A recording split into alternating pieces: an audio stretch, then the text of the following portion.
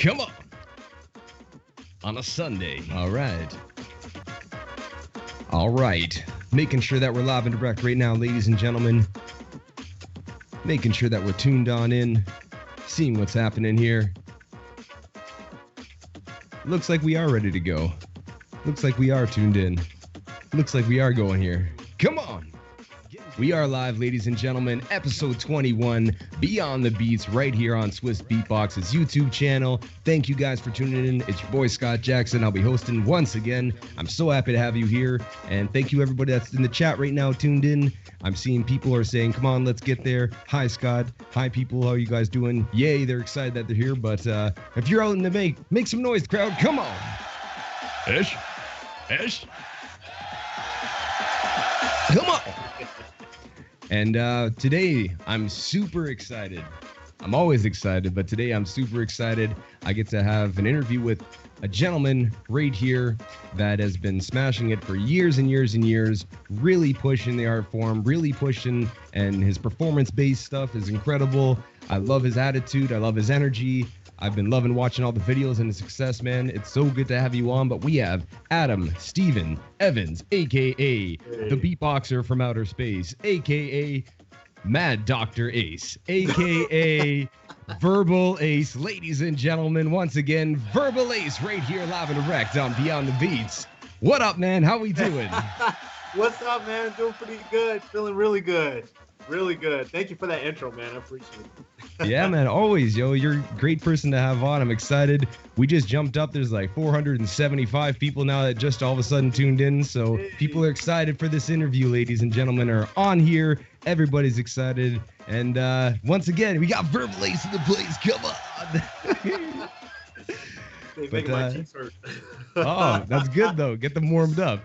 Ladies and gentlemen, once again, Beyond the Beats, episode 21 with Verbal Ase coming at you live and direct here on Swissbeatbox. Make some noise, crowd. Ish. So, get it. So, man, what's going on? How you doing? How you feeling? You're here live and direct on Swissbeatbox. Thank you for jumping on, and it's a pleasure to have you on. Before we say anything else, thank you for jumping on with us, and I'm excited to go and talk to you, brother.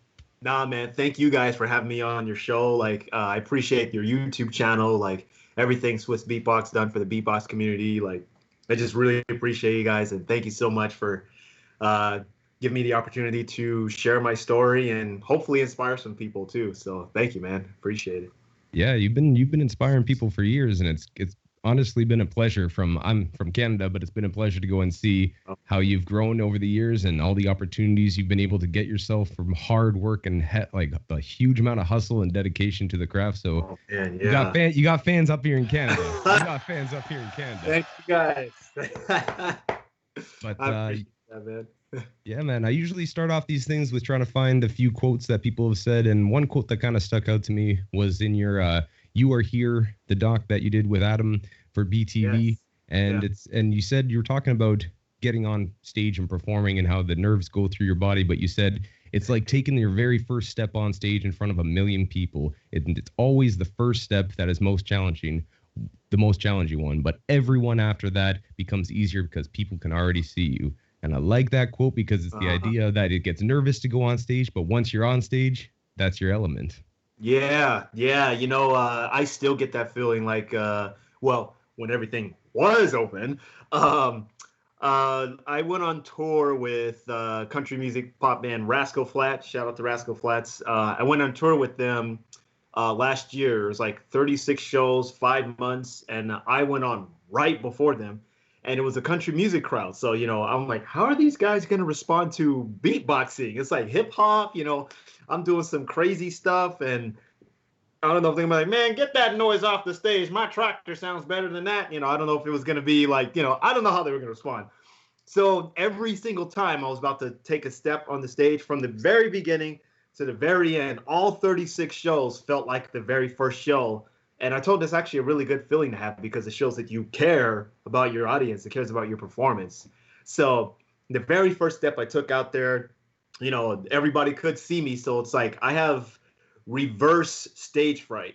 Eminem, 8 Mile throwing up backstage. That was pretty much me. Like I have reverse stage fright. Like, oh my God, what if I trip on the way out? No, don't think about that. Don't think about that. What if I have to go to the bathroom? Am I gonna do like what that girl did in what is it, Black Eyed Peas? Go look that up. Black Eyed. Never mind. But anyway, yeah.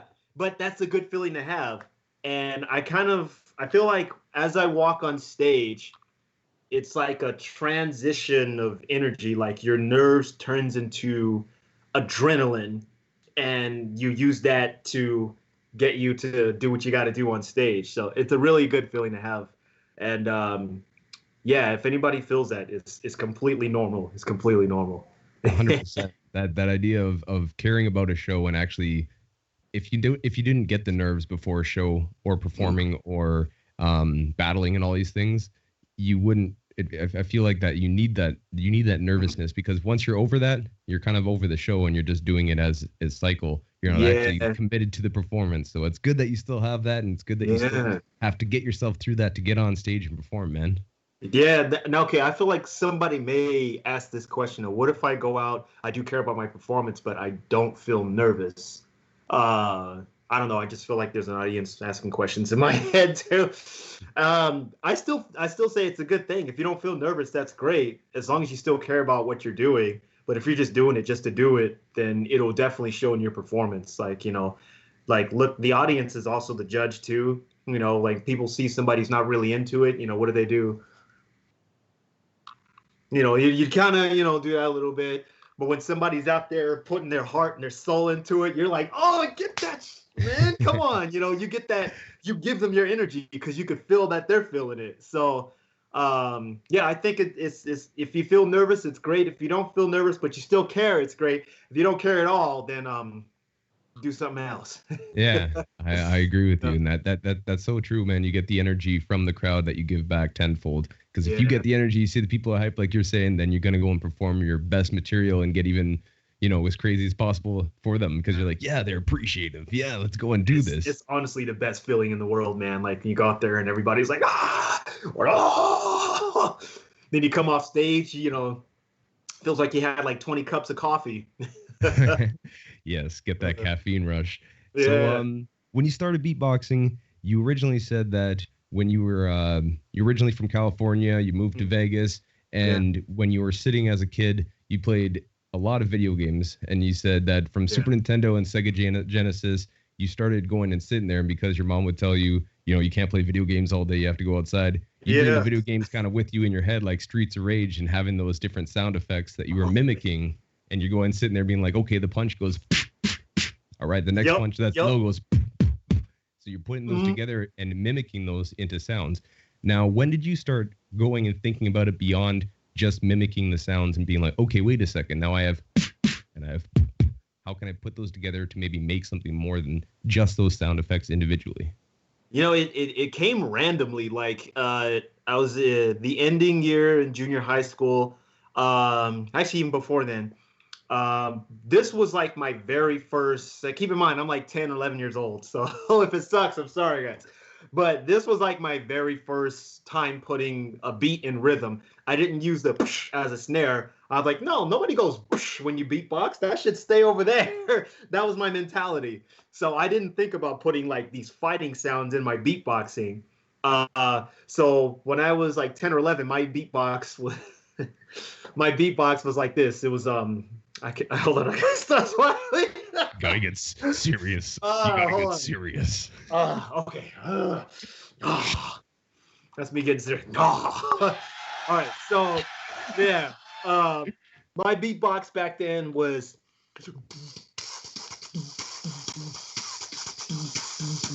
My cheeks would stay like this the whole time. There was no strong beats, no strong kicks or anything like that. But I would only do it for like simple things like, and here comes the bad guy. He's strolling in. Where's my money? Like I'll do something like that where I'm playing with my toys. And then I saw the movie Police Academy while my parents were watching it. I came in on parts of it, and I was like, man, that guy's doing what I'm doing, except it sounds way better. Michael Winslow. Shout out to Michael Winslow.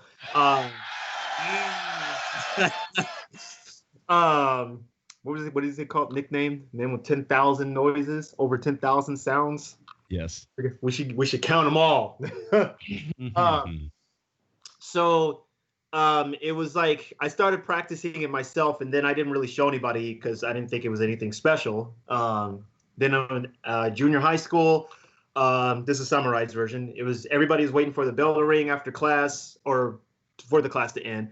And one of my good friends, you know, when you're really good friends, you show them all the weird stuff you could do. Like, hey man, I can shake my own hand. Oh hey, what's up, man? How you doing? You know. So I say, hey man, check this out. Everybody was talking. I didn't think anybody was listening, so I took my hand and I started breakdancing on the table, but I was giving it a beat. What was the beat? It was like or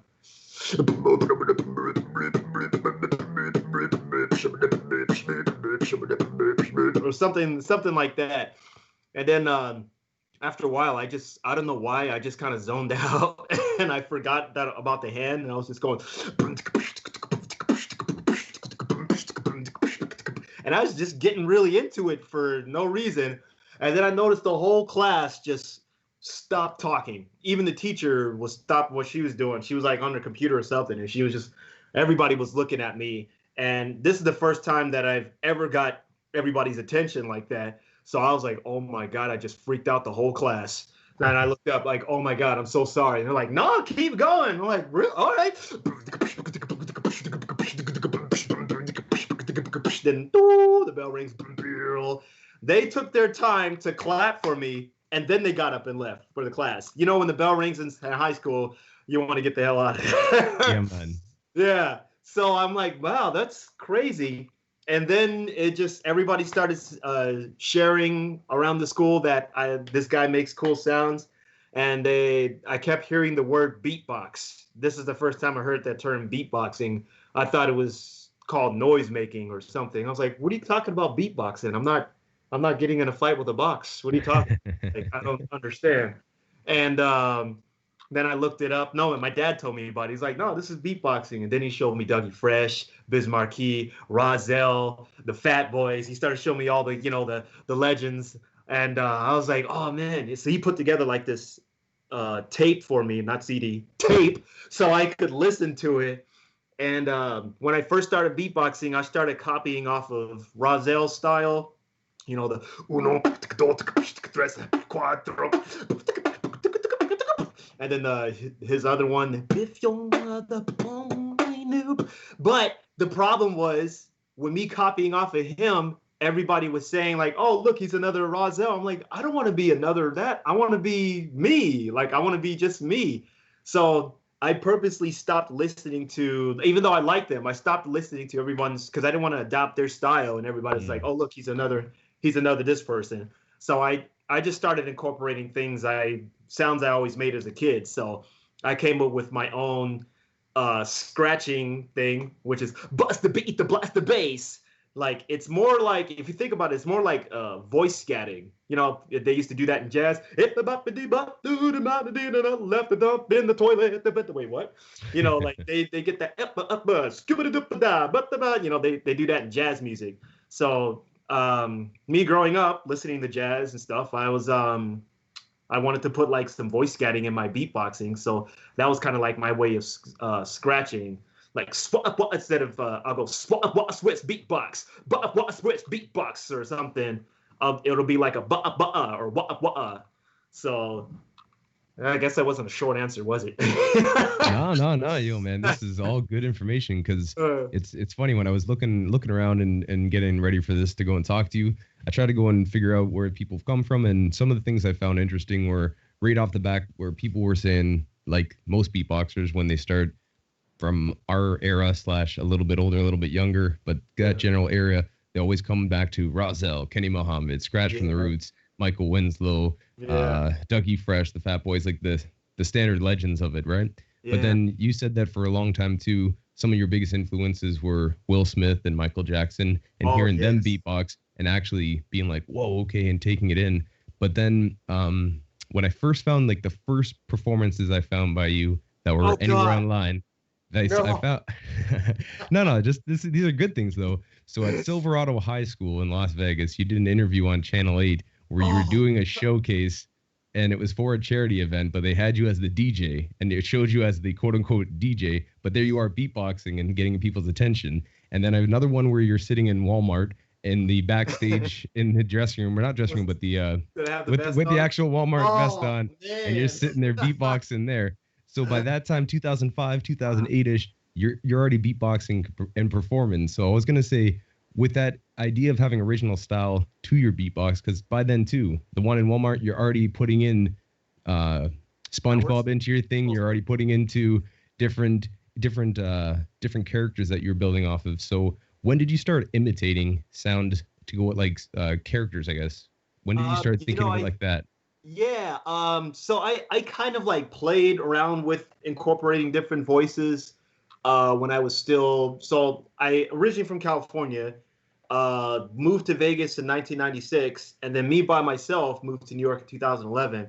While I was in Vegas, I would occasionally put like a SpongeBob's voice in it, but it would just be like one routine. It wouldn't be a routine of like a whole bunch of different sounds.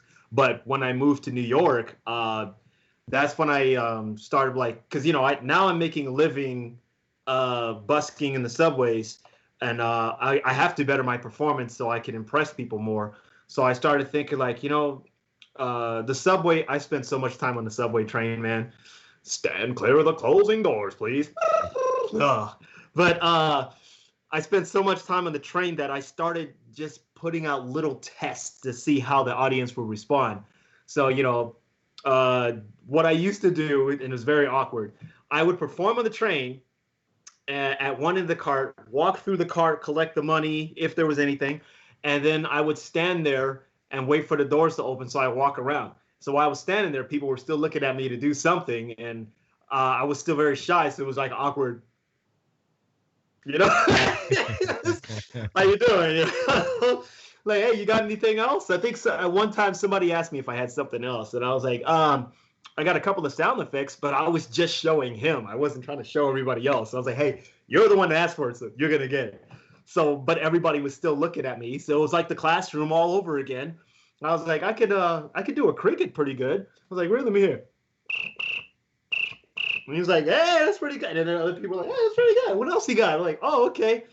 So I started incorporating different things. And then one time I played around with the voice on the subway train by making him say all kinds of crazy stuff. Ladies and gentlemen, please be careful of the rats between the platform and the train. It's supposed to say gap. I said rats, because New York, rat problem, mice, yeah. Mm-hmm. So like, in a way, because people started asking me to do more stuff, it inspired me to start incorporating different sounds and voices into my routine. And I thought, this is kind of cool because I have these other things that I like to do. Like I like imitating voices. Oh boy, hi Pluto. What's that on the floor? Oh, yeah. SpongeBob SquarePants. I like making voices, so I started incorporating those in a routine, just as quick little snippets. Mm-hmm. Like SpongeBob, I'm hungry. I start doing that, and then because I grew up listening to the Fat Boys, I mixed that with Patrick. Everybody who's an old school head were like, "Hey, he's doing the Fat Boys," but these kids like, "No, that sounds like Patrick hyperventilating." Can it be both? So that kind of became my motto. Now, since I transitioned to put sound effects into my beatbox, my motto became, I want to entertain people. I want to make adults feel like kids and kids feel like kids whenever they watch me beatbox. So, yeah, that's how I started incorporating sounds and stuff in my beatbox live performances. Yeah, and you've it's crazy because you've done a whole bunch of sound effects, a whole bunch of different voices from different characters, and you can see how it really just engages the audience because, as you said, somebody that might not necessarily look at a beatboxer and be like, okay, and they may not care. All of a sudden, that one little thing that sparks them, be like, oh, I used to watch that thing when I was a kid, or he's doing that Knight Rider theme. Oh my god, I used to watch that, So that's awesome that you started bringing that in. And where do you get, like, is it mostly stuff that you watched, or do you sit down and hear something, or someone send you something now, and you're like, okay, now I'm going to work on this new voice, or this new movie's coming out, I'm going to work on this new voice? So right now it's mostly been like things I grew up with. I got a burp that's not coming out, and it's kind of making me angry. But yeah, I got There it is. Sorry. One of those. I'm gonna need that sound to follow me everywhere. Yeah, man. It's like, you get the turnout? I did. Thank you. Thank you. Finish. Do you have an opposite sound, like a disappointed crowd? Nah, I'm only about positivity in this place right now. I was like, there's no toilet paper. Oh. But going back to your what you said earlier, so what I do as a beatboxer, like I know most beatboxers, they'll come up with their own like original songs and stuff. I do that too, but I find it more I don't know what the word is. I like having more of a connection with my audience when I do a familiar theme, like do do do do do do, and like, oh, Eddie Murphy, I watched that. So that kind of became like I guess it was like my overall, because when I started beatboxing, I started doing that too. Like Inspector Gadget was one of my. Do you remember the cartoon Inspector Gadget? Of course, I remember the cartoon.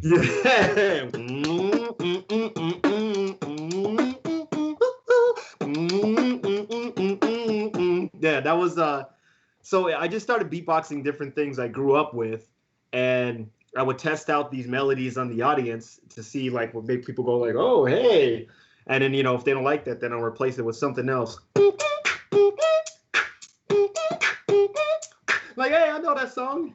So like, that's kind of like my mentality when it comes to performing. I'll try to do something that connects with the audience so they can kind of reminisce and have a little bit nostalgia when they hear me perform. And I do that same concept with my cartoon beatbox series on YouTube. Like I incorporate a lot of old school hip hop songs. Like, I don't know, nobody's gonna know this song, but it's a song I grew up with.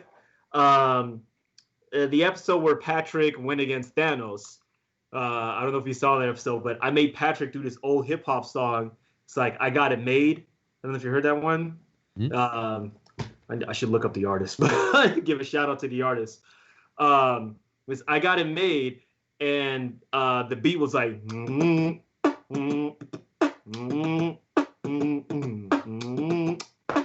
something like that. Special Ed. He calls himself Special Ed. It's probably gonna be backwards on the phone. I don't even know if that's showing up. Probably not.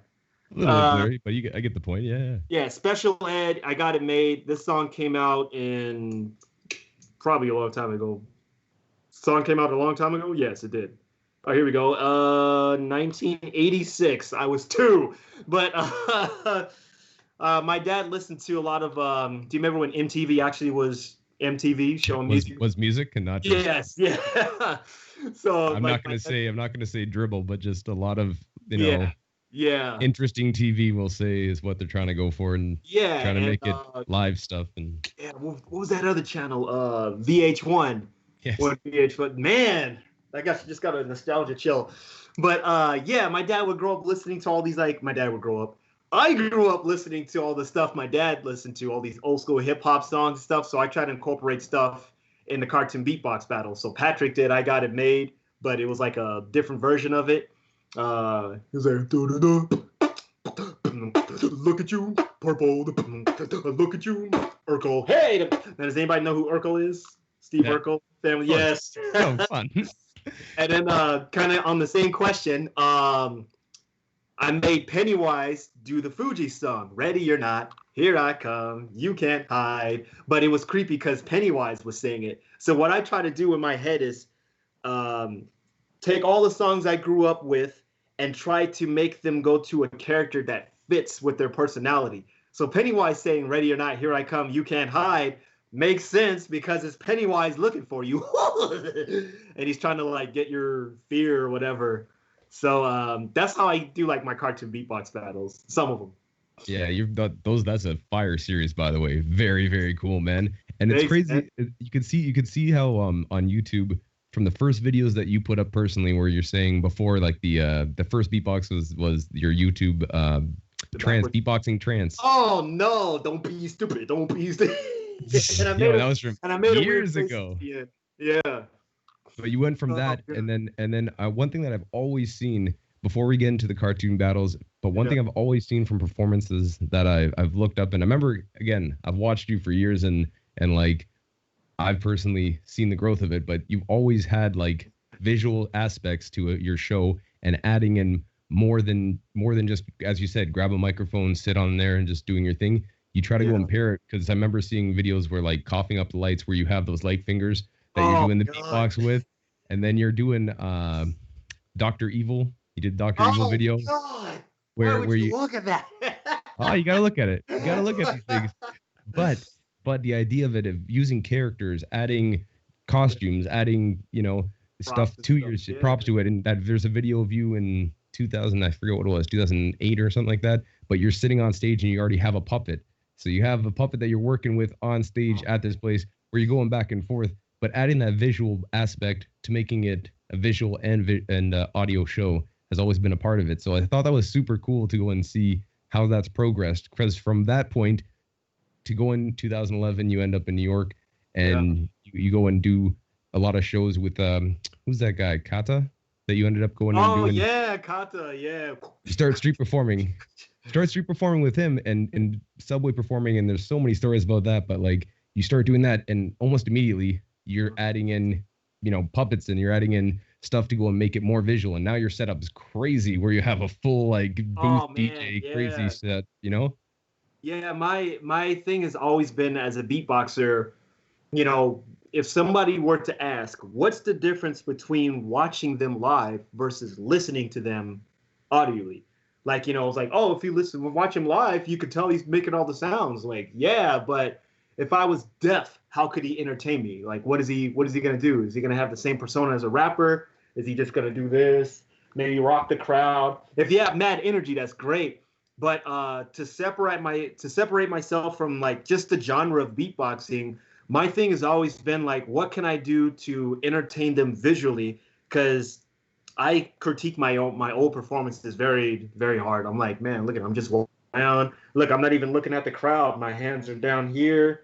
What is that? Okay, I am looking at the crowd this time, but I'm still doing the same thing with the hand. Am I making pizza and throwing it back in the oven? What is this? So I was like, if this hand's gonna be free, I don't want it to just like do, this, scratch it, or do something. I wanted like, grab a puppet, grab a prop. If some of my stuff was not kid friendly back then, so I had this routine where I was smoking a joint with the puppet, and the puppet got high. So I had this routine. Let me see if I can do it real quick with my straw. He's gonna get high off the straw? No. Do you mind if I show you the old routine? You've probably seen it. Yo, I've seen it, but I think the people would like to see it. Everyone keeps saying they want to see all these different beatboxes. They're like, oh, do the Super Mario, do all these things. So this is right now, Verbal Ase, another little live performance. Let's get into it. Yeah, I'll just do a little quick one. So this is pretend this is a cigarette, and this is like an old routine I had. It was like a no smoking beatbox or whatever. It was like.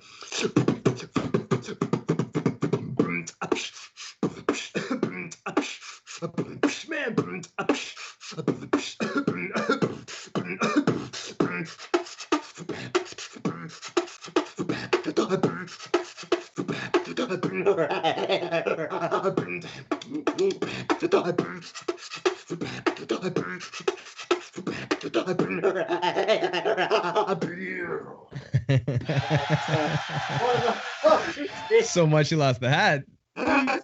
Yeah, so I had the smoking beatbox routine, and you could tell after when he was fast out or whatever, but it was like a visual thing. I got inspired to do that routine after watching Friday with Chris Rock, Ice Cube, yeah.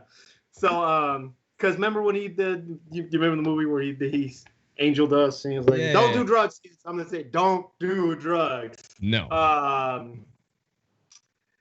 was gonna say something else, but never. I was like, unless it's green. Okay, so yeah, that was like one of my routines, and I was just always trying to find a different way to use different props. So the straw was, I actually had a giant toy cigarette that my cousin stole or something, and the puppets was one because I wanted to do like a ventriloquist thing, because when we beatbox, we always have the finger up here so we can get the sound from our nose.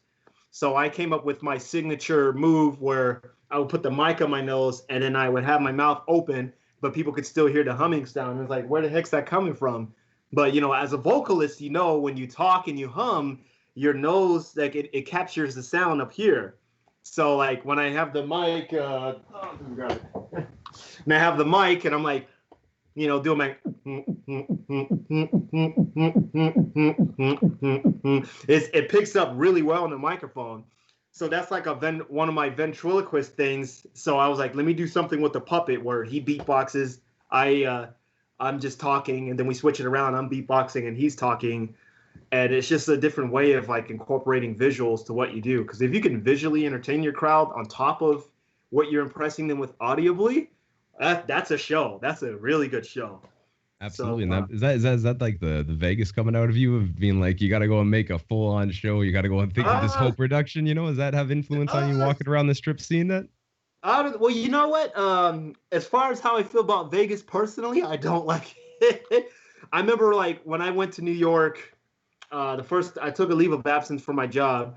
I went to New York. I performed out there, and then I came back to Vegas and tried to street perform out here. The casinos, this is way 2011. The casinos, they had so many rules. You have to be 15 feet away from casinos, 10 feet away from the food stands. If you use a microphone, your amplifier can't be louder than your speaking voice. I'm like, wait, what's the point of having an amplifier then if it can't be louder than how I can talk? That's dumb. And there was only one designated spot that you were allowed to perform. It was like between Bally's and some other casino. And I went there. Every street performer's there. You can't hear yourself. There was this guy playing what's that instrument? Is it didgeridoo? Not didgeridoo. Didgeridoo? No, it's like the one. The saxophone. Bagpipes. Yeah, he was playing. I'm like I was like, okay, he's gonna take a break. This guy did not stop. I think he knew I was waiting so I could start performing, and it was just horrible. And then even before I started busking out here, I did a whole bunch of underground hip hop shows, Club Galaxy, Aloha Kitchen, the Junkyard. I met KRS-One and Redman like at the what was that Blues? I can't remember the House of Blues. Mm-hmm. I did a lot of underground hip hop shows, but I didn't learn how to say, hey, can I pay my bills with this exposure? What kind of dumb question is that? Exactly. So I'm gonna need a little something if you want me to perform. Like exposure alone's not gonna help me. I didn't say that back then. I just thought the exposure would eventually get me somewhere. Yeah. So I wasn't really feeling Vegas at the time. Yeah. And 2000, was it 2008 or something like that? You came out to New York and you did a show with the Knuckleheads, right? And that's when you get on Fox News or something like that to promote the show. Oh man. Yeah. And I think what routine I did? I did the Some of You Ask Me Why beatbox. God, I haven't done that in a long time. The boss, the beat, the boss, the bass, the boss. Yeah, I haven't done that routine in a long time. I almost feel like I want to try it, see if I remember it. All right, let's hear it. You think you got it? Okay. All right. Let's see if I can remember. It's been a long time. All right. Okay, so the Some of You beatbox is like, some of you ask me why, they call me by the name of Verbal Ase. Verbal Ase. It's because I put words in the beat with bass. Put words in the beat with bass. Put words in the beat with bass. Gotta put words in the beat with bass. Gotta put words in the beat with bass. Gotta put the words back in the beat into the bass. Gotta put the words back in the bass. Gotta put the words back in the beat into the back. Gotta put the words back in the beat into the back.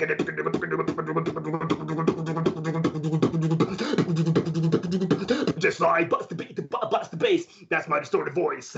Now I'm gonna bring the noise. Bust the beat to bring it back to boom. Bust the beat to bring it back to boom. Bust the beat to bring it back to bass. Bust the beat to bring it back to bass. Bust the beat to back to bass. Bust the beat to back to bass. Bust the beat to bust the bass. Bust the beat to bust the bass. Bust the beat to back to bass. Bust the beat to back to bass.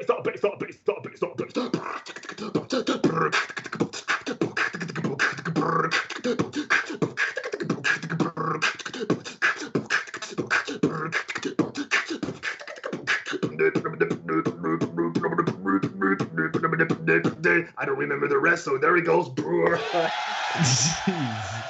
Snap it. Yeah.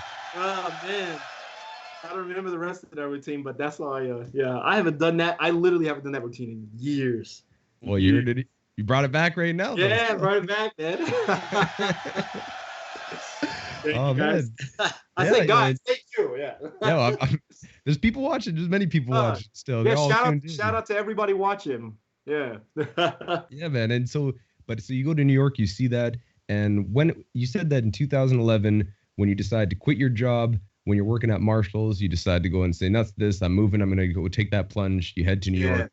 You start doing you did the Human Beatbox Festival, and you meet Kid Lucky, you meet what you call it, again, Kata, and you go start going performing on the street.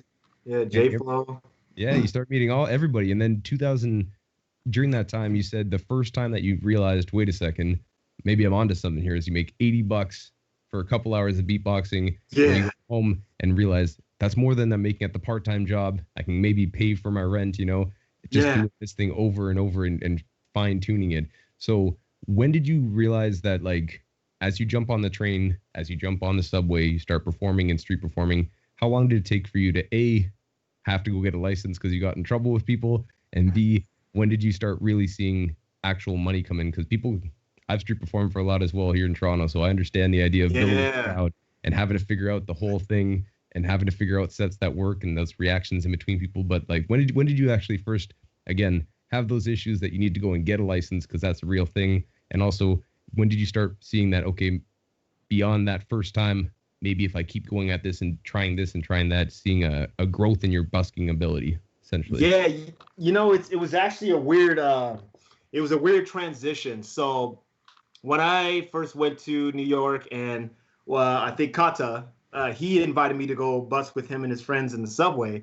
And my first impression was like, the subway, all right, maybe I'll come home with a few bucks. It'd be nice to come home with something besides, just a cool experience.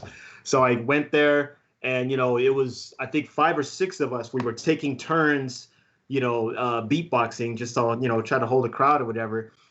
And I noticed every time I went, I got a different kind of crowd because I was trying to make people laugh. They were just trying to impress people with their sounds. I was the only one that was being like a clown with it. Like, hey, what's going on? Don't forget your train back. Get back to work, boy. I was just doing all this stuff whenever I see a kid. If I can make the kids laugh, they'll be like, all right, you made my kid laugh. I don't even do that. So here you go. Oh, no.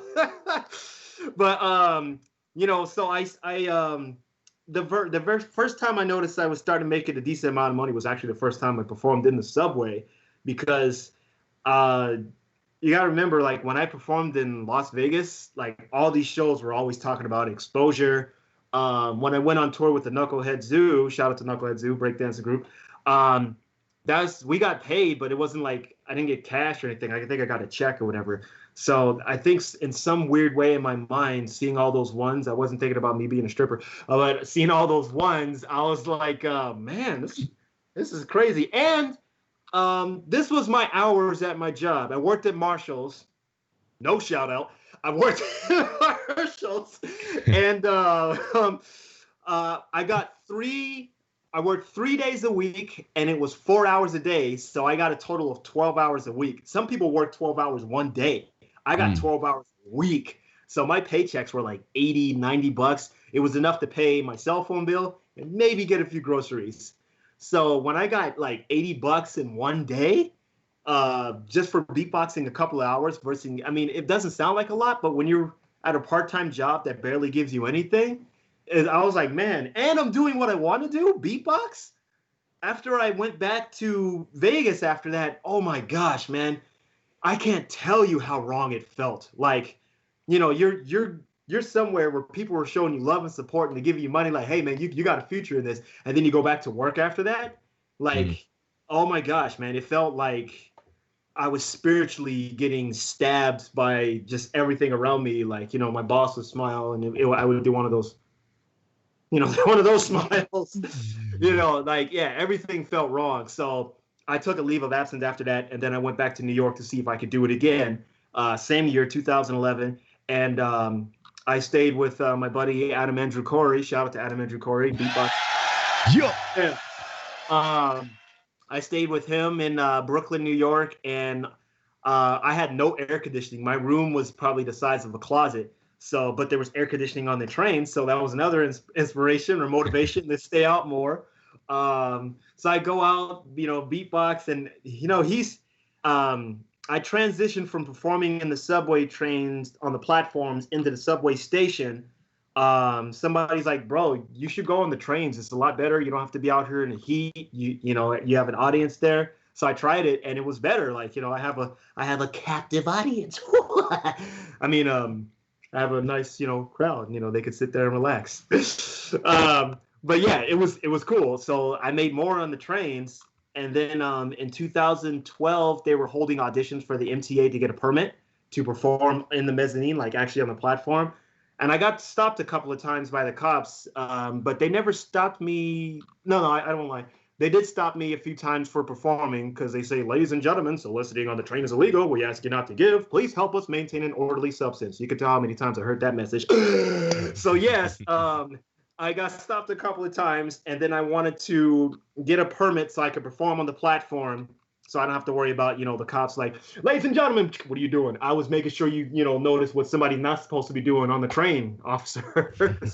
So I got I think they only chose like 10 people, and I was like the top second one because I did the subway train voice with my speaker.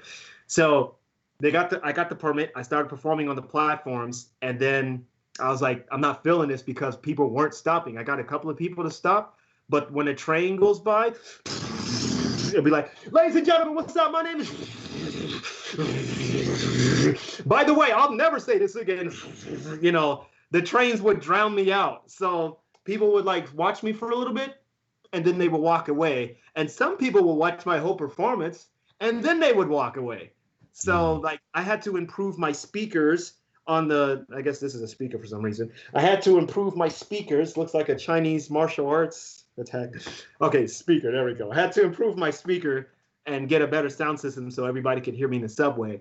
And even though I got better sounds and stuff, it still wasn't as good as performing inside the subway train because I guess my friends would say it was a more intimate setting or whichever, like, people are there. It's more like I get to engage one-on-one with them. Like, I would say, thanks for the donation. Oh, you hear that? I was like, what? There's a bird in my bag. Listen. And, the lady would smile and laugh. And then, other people were like, man, this guy's really cool. Like, he really likes his performance. But on the platform, I don't know. The vibe is different because people are so used to seeing street performers there that they kind of just look past them. But they're also used to seeing a lot of performers inside the subway train. But I was very polite when I get on the train. I'm like, I would purposely talk in the same voice as the subway train so it wouldn't throw people off and start like, what time is it? Showtime! Oh, and they roll their eyes.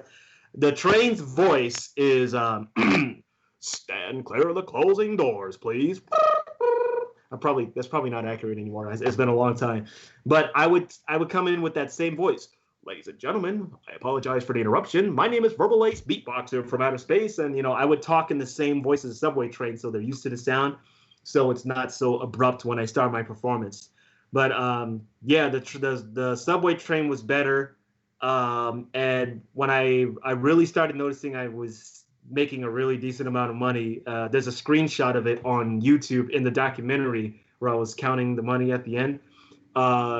In one day, I made $448 on the train in like 4.5 hours. So it's like over like 100 something an hour. And I'm like, dang, this is crazy. And, it was cool, but I wanted to be a beatboxing DJ. So I started building my platform equipment. I got 2 bigger speakers. Eventually, I got a podium case with my name on it. I was like, this isn't enough. I got some lights, and I was like, this isn't enough. So I brought my LED light up jacket to add more visuals. This isn't enough. I brought a freaking TV down there with me. So as I'm beatboxing, people can see SpongeBob pop up on the TV. So it's a cool visual show. And my show was very unique. But despite having all that equipment, I was only bringing home like 128 or 150 a day. If I'm lucky, 200. But it wasn't a lot because I'm hauling all this equipment with my electronic cart, and I would leave my apartment around 3 p.m. because you can't get on the train around rush hour with all the equipment, so I have to leave early. I would leave at 3 p.m. and come back at 3 a.m. with all my equipment. And for 100 and whatever, and the physical and mental exhaustion, I was like, man, this isn't worth it. Plus, I've heard some of the other musicians told me that they've been in the subway for 26, 30 years. And I'm like, I don't want to be down here that long. I love performing, but I want to transition to like whatever the next thing is. I don't want to be stuck in the subway for 20, 30 years. And the people that told me that, they were like proud about it. Like, yeah, I've been down here for 30 years, man. I'm like, oh.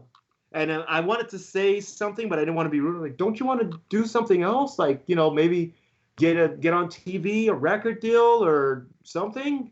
But some people, that's what it's all about. They just want to like stay busking forever. Not me. So so here's this is kind of a messed up story, but I'll summarize it anyway. One day at 34th Street, I was performing, and this cute girl, was watching me. Asian girl from Thailand. Won't say her name. No shout out. But she was well, we had a thing or whatever, and basically I tried to make a long relationship work out of something that was supposed to be a one night stand. Yes. Yeah. Okay. Yeah. So but because that destroyed me, because I'm no Quagmire. Let's just say that. I wanted to get like the one for me and stuff. Why am I doing a Wakanda Forever? Oh, because I want a one kind of girl. Whatever. That was a horrible thing. Yeah, you know what I mean. So okay, let me summarize this. Met a girl. It didn't work out. I got depressed. I decided to focus my energy on YouTube to try to get my mind off of feeling sad or whatever. And so I just started putting out crazy YouTube videos after that. I didn't want to perform in the subway. Like I did it every now and then, but I wanted to focus more on YouTube, mostly to get my mind off of it. And I was like, man, what if I run into her? I'm going to work on YouTube. So I started just putting out videos. I didn't have a laptop. I didn't have any like cool technology. I just had my phone. I just set it up on the desk, and I put the TV that I brought in the subway with me. I put it there so I can beatbox with visuals. And I was doing stuff like Star Wars beatbox, Street Fighter beatbox, my favorite one, Ninja Turtle beatbox, which that has like 4 million views now. Yeah. You got to Go Ninja Go on there? Not yet. No, I got that right now. Vanilla Ice was busy. Oh, man. But yeah, I started putting out all these different videos, and I got contacted by Google. They saw my Star Wars one, and they said, we want you to do beatbox for our Google Pixels 2 commercial. 2017, yes, sir. Yeah. Yes, sir. And they started, I asked them, like, they said they were looking at a whole bunch of other beatboxers, and I guess I kind of degraded myself a little bit. I'm like, out of all these talented beatboxers, because as a beatboxer, I guess I don't look at myself seriously. I feel like I'm more like a court jester, a clown, because instead of trying to do an impressive sound, I'm trying to make people laugh.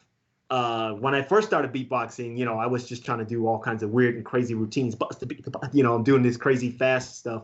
But when I went to New York, I figured the more I can make people laugh and entertain them, the more I'll get donations. So that kind of became like my whole vibe. Like, so when I did my Star Wars beatbox, I was being very theatrical with it. I had the jacket on, and I was making faces, doing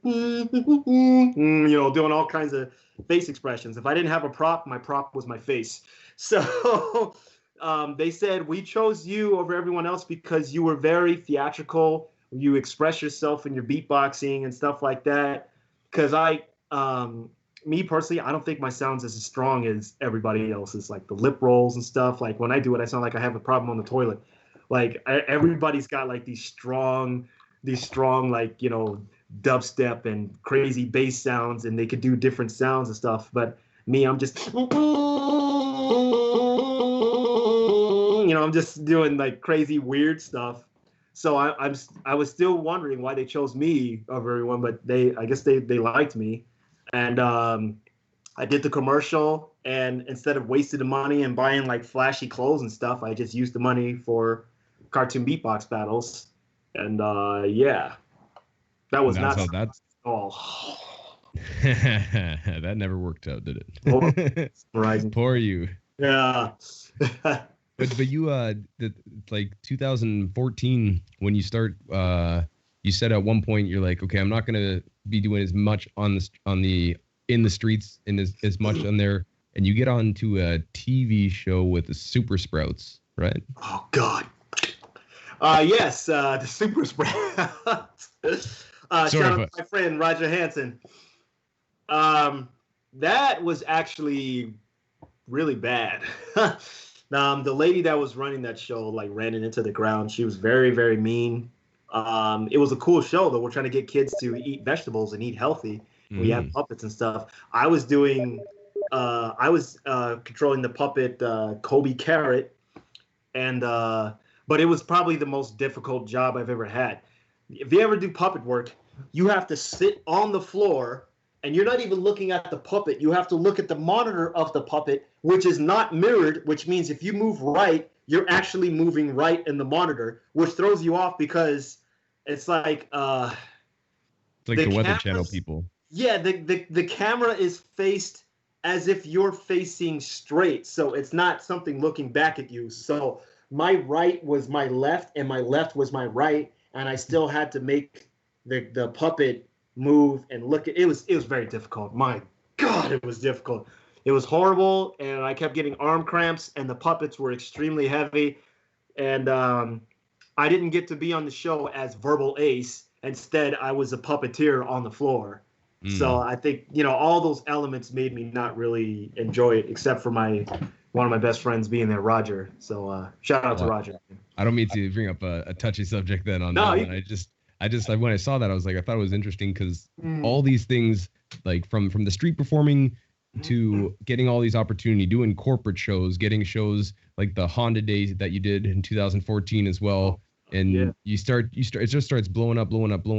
And also you start getting those viral videos that start hitting. Like one of the original ones that really hit for you was Laughing Beatbox, where you're pairing the visuals on the TV with what you were doing, as you said, 2013. But that right now is up to 1.3 million hits or whatever. Yeah, man, that video is the earliest, even their very first video, the Beatbox trance. What I'm talking about, that's like at 150,000 clicks itself. Why? So I'm saying. Well, what? Man, because you made a name for yourself. You made a name for yourself, though. Again, you keep on pushing it, and happy to see that. I'm like, you're looking it up right now. You tripping? Yeah, I'm like, no. Oh, wow, it is 1.3 million. Yes, sir. I don't look at my old stuff because I'm like, I don't. Yeah, but thank you guys. That's weird. But no, that's cool. Thank you. Yeah.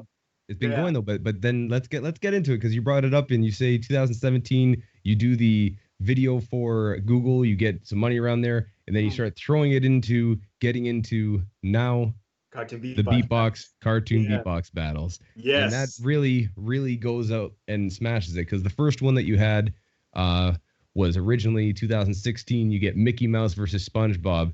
Shout out to my brother Jermaine. Yeah, he did the animation. 18 million hits. As the first battle that you put out there. Then it takes 2 years and you put out Pikachu versus Groot. I haven't. I was so disappointed with between me and you, which means like only you and I are talking, nobody's watching. So yeah, between me and you, I did not like the animation for Pikachu versus Groot. In the very beginning scene where I'm announcing SpongeBob won the battle, if you look at it, they forgot his freaking tie. They didn't put SpongeBob's red tie in there. My arms like not. I was not happy with it. Like I hired somebody off of the Fiverr website, and is it Fiverr or Fever? Fiverr, whichever. But I hired somebody there, and I told him I wanted to be like legit, real cool animation. And I get like this South Park kind of thing. Shout out to South Park, but I want a different animation style. I got like this, they look like they have a hard time moving, but I think people still like the concept of seeing cartoon characters beatbox battle. So I think the concept is the real reason why it got those views, not the animation. But how many views does that have? I really don't like that episode. That was that was 2018. 17 million? Why? Yeah.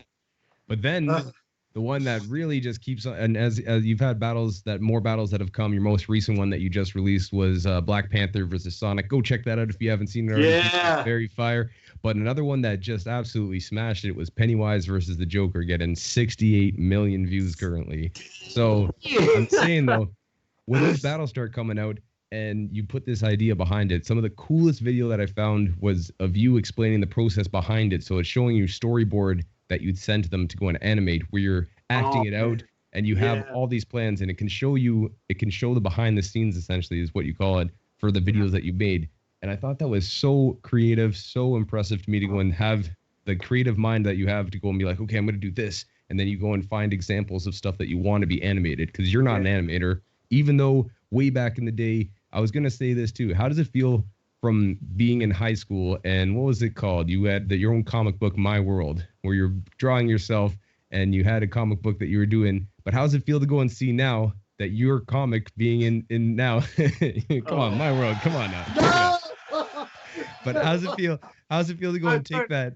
I'm gonna be as red as my shirt in this. I know. But how's it feel to go and be drawing yourself and having that outlet, and now you go and see years later that you have a successful cartoon beatbox battle series, pairing your love of cartooning with the beatbox, your love of all these things that bringing those voices that you've been working on and putting them into a beat, and having this original concept and idea that's really exploding, man. It's something I'd be super proud of if I were you. So can you explain how just the reaction when you first started putting it out to where it's gone now, where people are, again, you had a, I just keep talking here because it's so crazy, but like your YouTube channel is now at like 3.17 million subscribers. And not only 2 years ago or something, you had a post where you're like, oh, I got to like 100,000 subscribers. I'm so pumped. And then that time, because of these battles and other videos, you've blown up to 3 million subscribers plus, man. So how does that feel to go and have such a good success for something that came your concept, and seeing it come to fruition, you know? You know, that's a really good question. And I hope it inspires other people out there. If you have an idea, don't hold back, because you never know, like, you never know if it's popping if you don't put it out there. I had this idea of cartoon beatbox battles from, again, when MTV was MTV. Do you remember Celebrity Deathmatch? Of course. Yes. Celebrity Deathmatch, man. There's like what was it? I think it was like Claymation. Beavis versus Butthead. That was like one of my favorite episodes. Yeah, that was like cool. Shut up, butt munch. Yes, watching Celebrity Deathmatch, and I was like, I know beatboxing battles exist, but every time you see a cartoon character beatbox, there's never a full episode about beatboxing. It's just a snippet. Like, you'll see Bart do like a or something like that, or Finn in Adventure Time will do like a little something, but it's always just like for a little moment. So it's like beatboxing is like all in the entertainment world, as far as animation, is always like this little slither or whatever. I'm like, how come there's no show of like a show specifically about two characters beatboxing? So I was like, with my brother, I was like, hey, let me put out Mickey Mouse versus SpongeBob. And I didn't actually write a script for that. I just kind of went off of my head, recorded it, sent it to my brother, and told him how I wanted to draw everything. And we put it online just to see how people would react. And for the longest time, before I made the second episode, I think it was like 2 or 3 years before that. 2 or 3 years before I made the second episode, whichever. That was my most popular video on my YouTube channel, was the SpongeBob versus Mickey Mouse.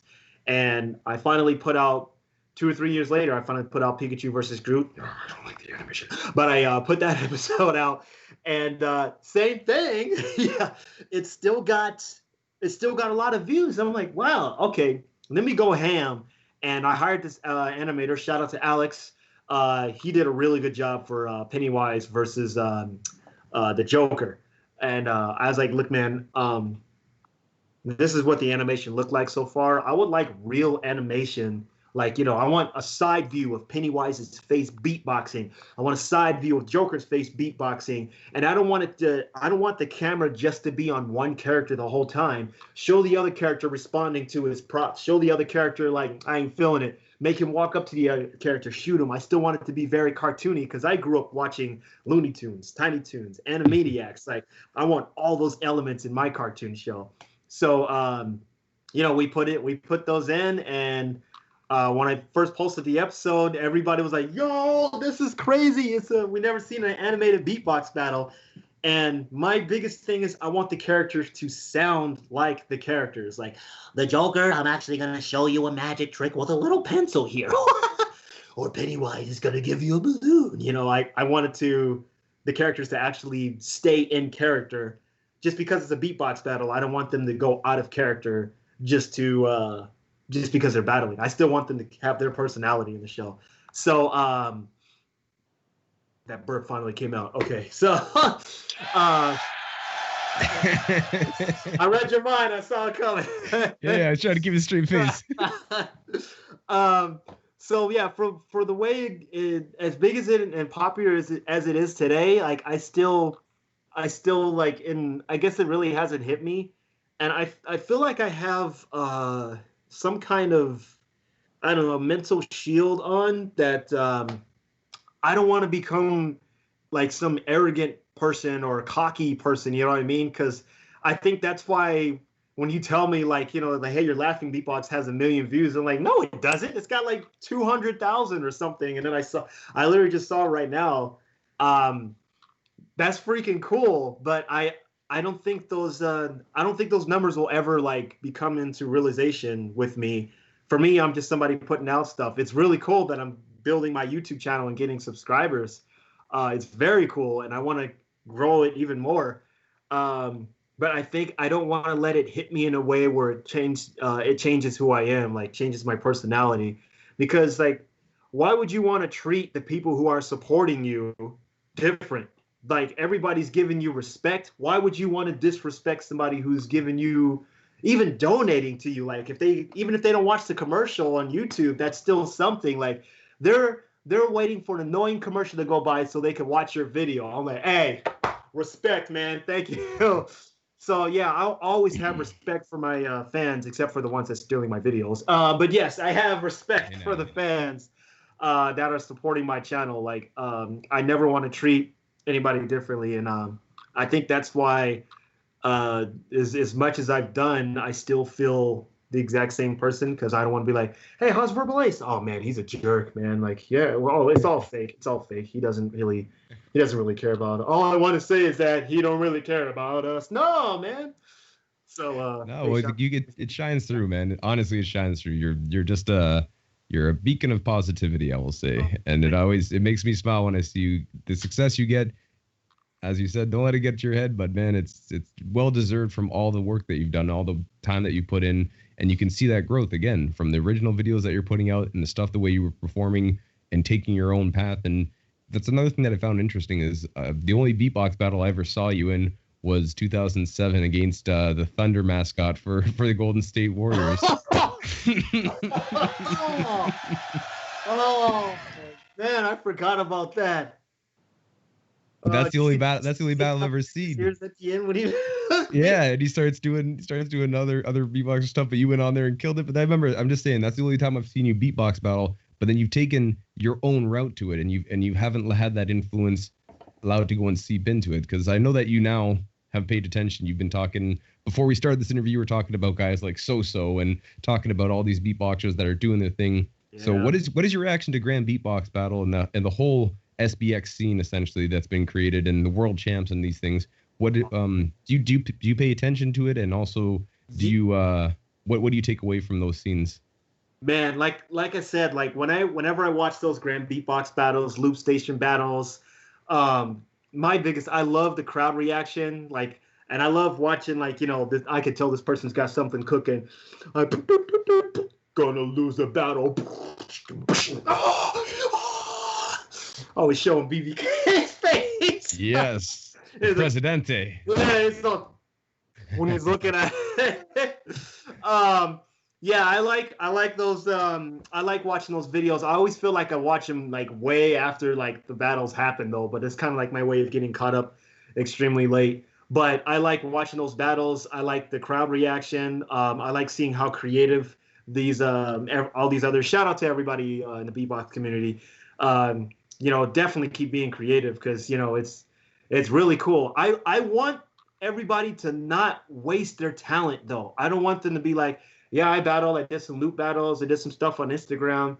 You got to find a way, as what my dad said a long time ago, turn your passion into profit.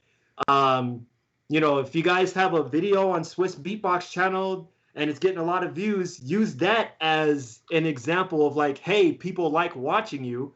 Why not create your own YouTube channel, you know, and say, hey guys, if you guys like me on Swissbeatbox, make sure you check out my channel. You know, it can do like a cross promotion or something. I just don't want anybody to like let their talent go to waste. Like if they're 10, 20, 30 years from now and they say, yeah, I used to loop battle or something, like, what are you doing now? Working at Walmart, or, you know, like I beatbox on the intercom when I tell there's an announcement in an apartment. Like, don't let your talent go to waste, because for the longest time, my grandmother would always say to me, stop doing that spitting and go get yourself a real job. That's her exact words. When are you going to stop doing that spitting and go get a real job? I'm like, Grandma, this is my real job.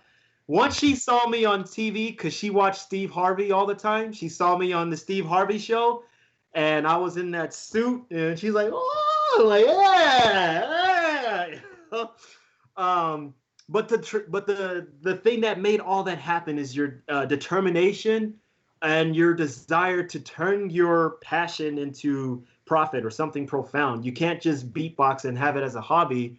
I mean, if that's what you want, that's fine. But if you want to make a career out of it, you got to find a way to, what's that word? Capitalize on it, or capitalize definitely works. Yes. Yeah, like if everybody's supporting you, have merchandise out, or make a beatboxing game, or like the thing where it pops up, whatever. Like everybody's creative with something out there. They got to put more stuff out there. The thing I would really hate to see that would make me sadder than anything else would be to see so many talented beatboxers just let their talents become past hobbies. Like if they're like 50 or 60 years old and they're like, yeah, I used to do that, but it was just fun at the time, you know? So I strongly encourage everybody out there to like make a YouTube channel. TikTok is being shut down, so do some funny Instagram. Yeah, it's being shut down over here. I don't know if you saw the news. There's no more TikTok, okay? There's no more TikTok. Now you know who did it. Word? yeah. Look, you can Google it. They're trying to shut down TikTok over here. But like if you're a popular social media creator and you're always creating funny videos and building an audience, companies will go, like, hey, can you make a beatbox with our product or something like that? So that's what I really, if I can give a message to the beatbox community, that's, coming from the heart. I really want everybody to just try to find a way to turn your passion into profit, make a career out of your career.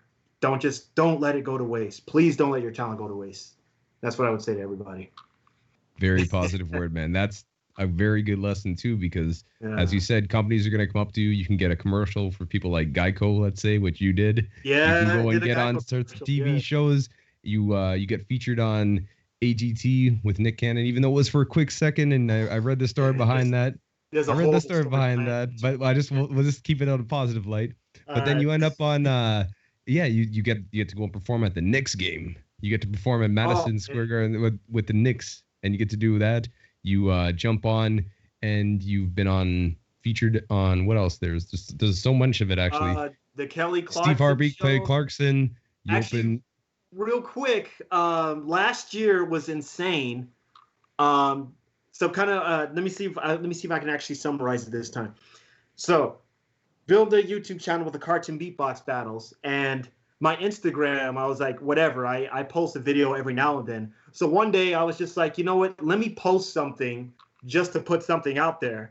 I wonder if you know what video I'm talking about. You're talking about February 2019, where you post the Tetris song app, and it blows up and has like 25,000 comments. Guys like Busta Rhymes are looking at it. Oh, you guys got God. people He's actually seeing it. Too. Yeah, crazy. But I did it see, that just goes to show you guys, like, just put something out there. Don't be afraid to put something different. Like, a lot of people were like, yo, he's using autotune. He's not even real beatboxer. I'm like, I'm an entertainer. I just want to put out stuff that sounds and looks different. So like, yeah, and if they look into my stuff, like, yeah, I do the vocal app, but I don't do it all the time. Like, look at all my other beatboxing, look at all my other routines and stuff, like the laugh beatbox, the crazy train beatbox, don't be stupid beatbox, the backwards beatbox, like and all my cartoon beatbox battles. But yeah, I put the Tetris beatbox out just to be like, hey, I know the theme song, I played the game, let me just put it out there. And I literally uploaded, I think it was on a Thursday or something. I uploaded it and I just forgot about it. I literally forgot about it. Then I go on Instagram the next day. I thought Instagram was broken because on the bottom it just said 9s all across, which is kind of scary if you think about the sign. But it had 9s all across. And it's like, wait, 999 new followers, 900. Like, what the heck is going on? And I checked my inbox. Shout out to Sasso. I think that's his Instagram name. He said, bro, Pete Rock just shared your post. I'm like, what? I went to Pete Rock. Shout out to Pete Rock. And yeah, but in his description, he said, this dude's voice is insane. Check it out. It's amazing what the human voice can do. I'm like, and I messaged him like, hey, thank you so much, bro. But I'm using an app called Voloco. And he never responded. So I'm like, oh no, I hope I'm not getting famous for the wrong reason. Like, you know, like it's still really cool, but everybody's going to think like, hey man, do that Tetris thing, but you know, do it for real. No, make it the way you sounded in the video. Oh, no, dude. Like, you know what I mean? But to be fair, in my original description, I put Voloco app. I said, check out this cool Tetris, low Tetris beatbox. And Pete Rock shared it. Tyrese shared it. Timberland shared it. And then Justin Timberlake, he didn't share it, but he's following me. And it just blew up. And I'm like, dang, what's going on, man? So a month or two later, since I have all these new followers and I'm doing my best to redirect them to my YouTube channel, I do a video for Throwback Thursday. I'm like, all right, you guys are saying, you know, here's a video of me performing at the airport. Well, on the intercom, you saw that one? Another famous one, of course. Yeah, I was like, here, this is all me. It's just the intercom, whichever. This actually happened back in 2017, I think, when I was on my way to Vegas. You were in Jersey, yes. Yeah. And I posted that and I was like, here you go, Throwback Thursday. Next day, my manager messages me in all caps, bro, Will Smith just shared your video and tagged you. Holy shit, this is it. And I'm like, what? I didn't even believe him. I didn't even respond. I just went to his Facebook page, scrolled down, didn't see it. I'm like, oh! And he did. And I commented on it, and I was like, oh, man, thank you so much. And he's like, yo, man, you are the truth. And he said that with me. And then an hour or two later, he shares the Tetris video, and he says exactly, okay, I'm obsessed. Had to post back-to-back at Verbal Ase. And I'm like, what? What do you mean you're obsessed, bro? That's crazy. And I just knew he was looking through all my videos. He was looking through all my videos. So because Will Smith shared me, everybody else is looking at me now, which is I'm doing my best to redirect all this traffic to my YouTube channel. Like, hey, thank you guys so much. I have a cartoon series. Make sure you check it out. And since Will Smith tagged me, I posted the Joker's beatbox from Cartoon Beatbox Battles, episode 3, because I did the Fresh Prince of Bel-Air. It's like, now this is a story all about now I made this clown turn upside down. Remember that one? Yeah. So of course. yeah, I tagged that and tagged Will Smith in there, and that's how I think that helped a lot my numbers grow on YouTube. I was just redirecting all that traffic to YouTube, and it's crazy. Like I had another viral video, the Justin Timberlake one. That one, and the one I made for Timberland is just. It's crazy, like, and then I became an internet meme, which is weird. I've never been a meme before. So, yeah, I think just me wanting to be different, because, like, if I was doing something that everybody else was doing, like, you know, just trying to fit in, I don't think any of that stuff would happen. That's why I encourage everybody, like, going back to what I said in the beginning of this interview, when I first started beatboxing, I was doing Rozelle style. I was doing Dougie Fresh, trying to get his clicks. I can never get his never get that loud or whichever. But everybody kept comparing me to them. And I was like, no, I want to be Verbal Ase. So I just started adapting my style way back then. And now fast forward to today, you know, I had many viral, and this is me not like speaking arrogantly, I'm just speaking from what happened. I had many viral videos, but they were all from me being myself, my famous vocal scratch. Let me show you how to scratch it.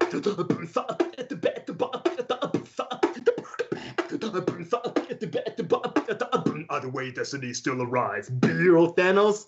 That was from my me adapting my own vocal scratch, and that became like an internet meme. So that's why I strongly encourage everybody to be yourself. Don't try to copy anybody's style, and whatever talent you have, adapt it into what you do and make a career out of it. Yes, 100%. And even fast forward just a little bit more. So you meet Will Smith. You get to go on to El Harmiguero. I think that's the way it was. The show thing. El Umiguero. Yeah, that show. Oh Now, man. how's that feel to go and walk out, surprise him like that, and then him jump on an MC over top of you to the crowd, be like, "I said hey," and you're beatboxing. Explain that moment for yourself. Dude, it was so surreal. Like, imagine always seeing somebody on TV, and then you physically see them in person. So backstage, I think gosh, where's my other phone? Okay, Google, where are you? Okay. Oh, if she did that, it'd be kind of scary. Man, I thought my... Oh, there it is. I have the moment recorded on this phone of before I went out to go meet Will Smith. My heart rate was going like this. So when they invited me to the show El Umiguero and said I'm going to surprise Will on the show, I was like, Will Smith ain't going to be there. You guys just want me to go. I'll go, though. You know, fun trip out of town. So I went there, and the whole time I didn't believe that Will Smith was going to be there. I'm like, yeah, right. So I get there, you know, they're setting up the stage, the lights and everything. And the stage manager comes over and he's like, all right, so Will's going to be sitting here and you're going to come out from right here. We're going to give you the cue. I'm like, man, you guys are starting to convince me that he's actually going to be here. That's honestly what I was thinking. And I was like, okay, cool. And I had jet lag and a headache. So I went to go in the dressing room they had for me downstairs. I went to go lay down.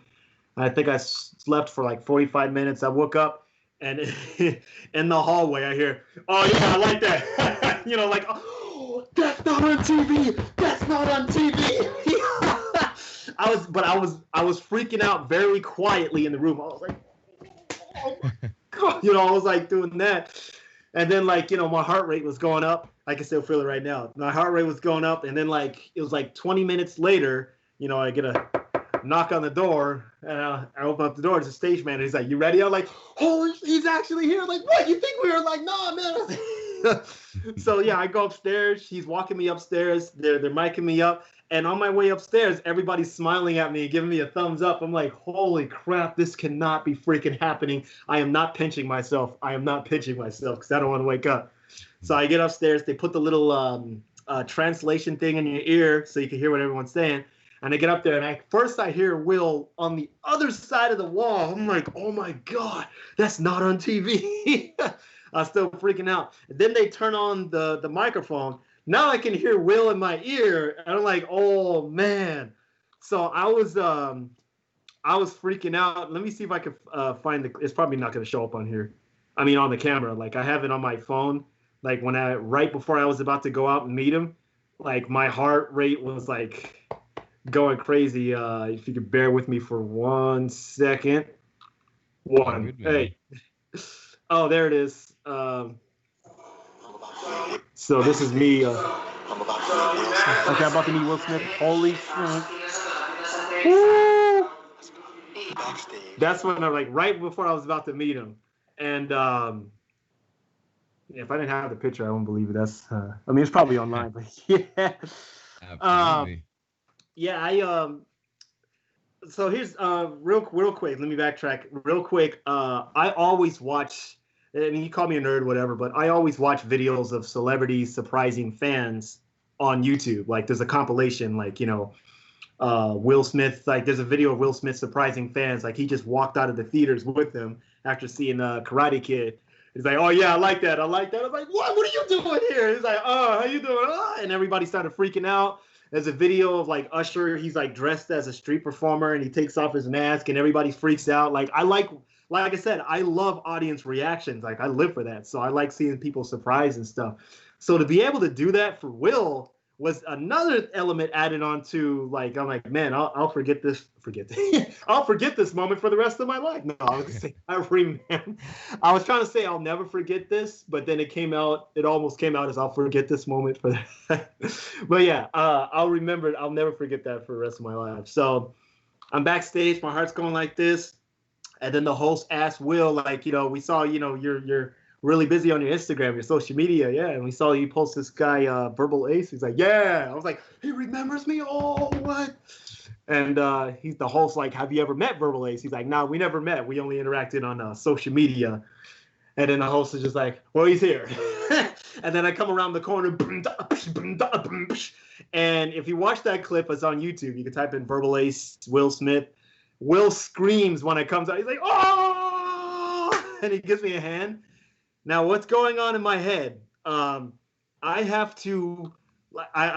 very excited to meet my childhood idol, Will Smith. But at the same time, I have a job to do. I have to stay in performance mode. I don't be like, come out and like, oh, what's up, man? How you doing? Oh, you ruined the whole moment. So like, yeah, I came out beatboxing, and then when I saw him, I was like, oh man, you're an actual person. Like, you're not the. It's weird to see somebody you always see on TV in person. So like when you see him, I mean, they're a person, but like to physically see him, I was like, whoa, man, you're human. So that's what I was thinking in my head. And then I started beatboxing, and yeah, there was two things that happened that day that I did not like. They're not horribly bad, but there's something I'll never forget. The first thing was I was standing next to Will, and the host was like, "Hey, you want to beatbox the Aladdin thing?" And Will Smith was kind of like following my lead. I'm like, "I'm supposed to follow you, man. What are you doing?" So I did a little beatbox. And when somebody raps and freestyles, you beatbox for a little bit, and then you pause on the punchline, and then, you come back, kind of you break the beat down. So I was like, that's what I planned. I was going to like stop, let him go and keep going, and then bring the beat back. But I think he was following my lead. So when I stopped, he stopped and looked at me. It's like, can I have never had a friend like me? And then I started going again, and we had like an awkward moment where we looked at each other. We're like, okay. And then I started beatbox again. So that's one thing that happened, and if you watch the clip, you'll see it. The second thing that happened is Will wanted to talk to me backstage and stuff, which we did, and I didn't get his contact info. How do you ask Will Smith for his contact info? Everybody's like, bro, he's a fan. He probably would have just gave it to you. I'm like, I don't know, man. I didn't want to be weird or anything, so I didn't ask for it. I just asked if he could follow me on Instagram, and he did. But he's not running his Instagram. He has people running it for him. So I tried to send him a message on Instagram. Didn't happen. Now his son Trey, we're talking too. Trey, his first son. But I have like this moral code. I will not try to get Will's information through Trey, because can you imagine if your dad's Will Smith? Everybody's going to try to use you to get to him. So I don't want to do that. So I'm like, man, I really wish I had a way to contact him to like just talk or whatever. I want to like collaborate with him officially, but I didn't ask for his contact info. That's the thing I really, really, really, really regret. Hey, you know what though? Opportunities come and opportunities will be coming again, because you've been putting out good work and you have that strong work ethic. So you never know what's going to happen in the future, man. Always keep, as they say up in Canada, keep your stick on the ice. You never know when the puck's going to come to you, right? That's true, man. Yes, thank you. But that was such a cool thing, and like, I don't know, it was for me to watch that back too, because I saw it when it first came out, but then I watched it back and found it again. I'm like, man, that must have been such a cool experience to be like the guy who watch. One of your heroes, you get to see Fresh Prince live and direct, and he jumps on and rocks with you over the mic. Yeah, and he inspired me to beatbox too, man. Watching Fresh Prince of Bel-Air, like he had little beatboxing moments in there. And then, of course. It was so cool to meet him. It was like the coolest thing in my whole life, besides getting my Bart Simpson Nintendo game when I didn't have a Nintendo. Very far game. Yeah. But yeah, man. You've been doing a lot of stuff. Now you're showing up to corporate shows and TV shows and suits, and you got your suit sponsor there, and you have what's it called? NYC Suits or something like that. Suit Studio. Shout out to NYC Suit Club. Yeah, thank you guys. You got the suit. You walking around looking fresh in that. You got LED clothing studio that suits you up with the new LED suits. You look fresh. Oh yeah. You've officially, actually in 2020, partnered with Volico. Yes. Yeah. Yeah. You actually get the official partnership Wow. from all the work you've done for them. You're still performing. You're still putting out cartoon beatbox battles. You have a lot of stuff in the works, and I'm just so proud of you for making it No, happen, thank man. you, man. Thank you so much. But we're gonna go and move on because we've been talking for a good long while here. But I want to get to the next part of the show. All right. Yeah. The next part of the show is what we like to call rapid fire questions. All right. So what I'm going to do is I'm going to ask you questions in a rapid way, and I want you to not think about it too much, but try to give your answers off the top of your head. All right. All right. All right, ladies and gentlemen, Beyond the Beats, right here with Verbal Ase, episode 21. We're about to get into, and we're going to be doing it in 3, 2. First and foremost, who is your favorite solo beatboxer currently? Kenny Urban. Who is your favorite loop station artist currently? So. Who is your favorite tag team currently? Beatbox House. Ooh. What is your favorite of the Three Stooges? Oh, Curly, definitely. No, Shimp. What is your favorite old school video game? Oh, Street of Rage 2. What is your favorite current video game? Street of Rage 4. What is your favorite impression to do? Crickets. SpongeBob, Dad. How many puppets do you now own? 7. Do you still street perform? I do not. When will you be going to a Grand Beatbox battle? When they come back? As soon as everything opens again. And last but not least, what is your favorite beat to do? Thanos. Pat. Ladies and gentlemen, rapid fire right here. Gonna keep going for another second. You thought it was over. What's your favorite topping on pizza? Oh, pepperoni and bacon. Oh.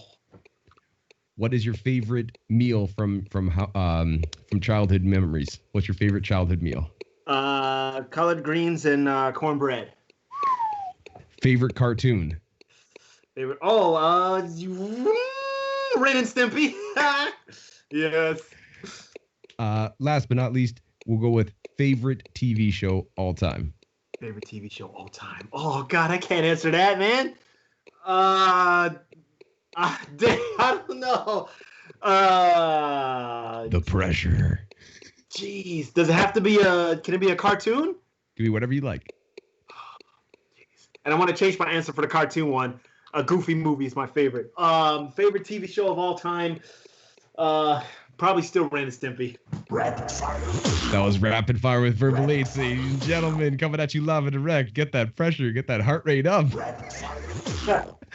You know what makes it is that it was like, yeah. Turn it off. Oh, Yeah, man. All right, next up we have questions from My friend Papuni. My friend Papuni. My friend Papuni. has a few questions for you. The head at Swissbeatbox sent me a few messages, so My friend Papuni. would like to know, could you imagine to use real beatboxers in your cartoon beatbox battles? As in, would you be open to the idea of doing a Grand Beatbox edition with Swissbeatbox with cartoon versions of other beatboxers? Yes, I think I started speaking with Kenny Urban. He's my favorite beatboxer. About having guest beatbox performers in my second series too, called Cartoon Beatbox Lessons, where we teach, how to make. You can look up beatbox tutorials on YouTube. They're always so like whichever, but I want an animated version of that, and I can either have whoever the guest is animated, or they appear as a TV there, and they teach whatever sounds they want to teach. And but I want to make it funny because if you can combine education with comedy, they'll pay attention more. But if it's like boring, beatboxing is still fun, but you got to make it like really fun, super fun. So I want to 100%. Cartoon Beatbox Lessons. I want to have guest beatboxers in that show too. Definitely. All right. Make sure that you guys keep checking it out because he's going to be putting out more tutorials. I've seen the beginnings of it looking great, man. So another question. My friend Papuni wants to know. My friend Papuni has a few questions more. He goes, he would love for you to collaborate with Swissbeatbox. What beatboxer or beatboxers would you like to collaborate with in the future? In the future, oh man, gosh, just so many. MB14, he's really good. BBK, maybe we can make some funny faces together. Papuni, definitely you too, man. Why not? Just whoever wants to work. But ours is probably going to be different. Like, you know, me, I'm big on comedy, so it's not going to be like a. we gotta have a funny prop or something. Like, yeah. I like it. I mean, I'd be excited to see all those. So, another question from my friend Papuni. My friend Papuni wants to know, what is your favorite place to perform if you have one?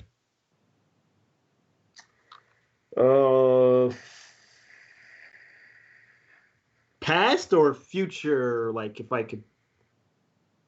You know what? You brought it up. Let's go with both. If there's one that you can remember from your past being your favorite, and for the future, where you'd like to go. It was on Rascal Flatts tour in California. I don't remember the place, but I would like to. You know, there's a brand new stadium out here in they built in Vegas. I want to perform there, and the stadium is called Stadium. Like I said, smartphones never act smart when you want them to. Oh, it's called the Allegiant Stadium. Okay. Or Allegiant or Allegiant. The brand new stadium. Like I eventually want to perform in a stadium. You know how like you hear all these comedians, they sell out a whole arena and something like that. Like I would want to feel that kind of crowd, like 50 to 100,000 people there. Like if you ever watched like old Michael Jackson concerts, where that would be amazing. Like to just go there and do my thing and have everybody cheer. Like a lot of people screaming for you. For me, I would say it's probably one of the best feelings ever. Like everybody's giving you that energy. There's some kind of spiritual thing going on when all that energy is going to you, and everybody's like, "Yo, man, you are you. This is going to you, man." That's like the best feeling in the world. Like it's not even weed can do that for you. Jeez. Well, it's the opposite because you're like, but that was like, man. So yeah, I don't know. Like, I would like to go on tour. France, Japan, Canada. Yeah, man. Like, I just want to go.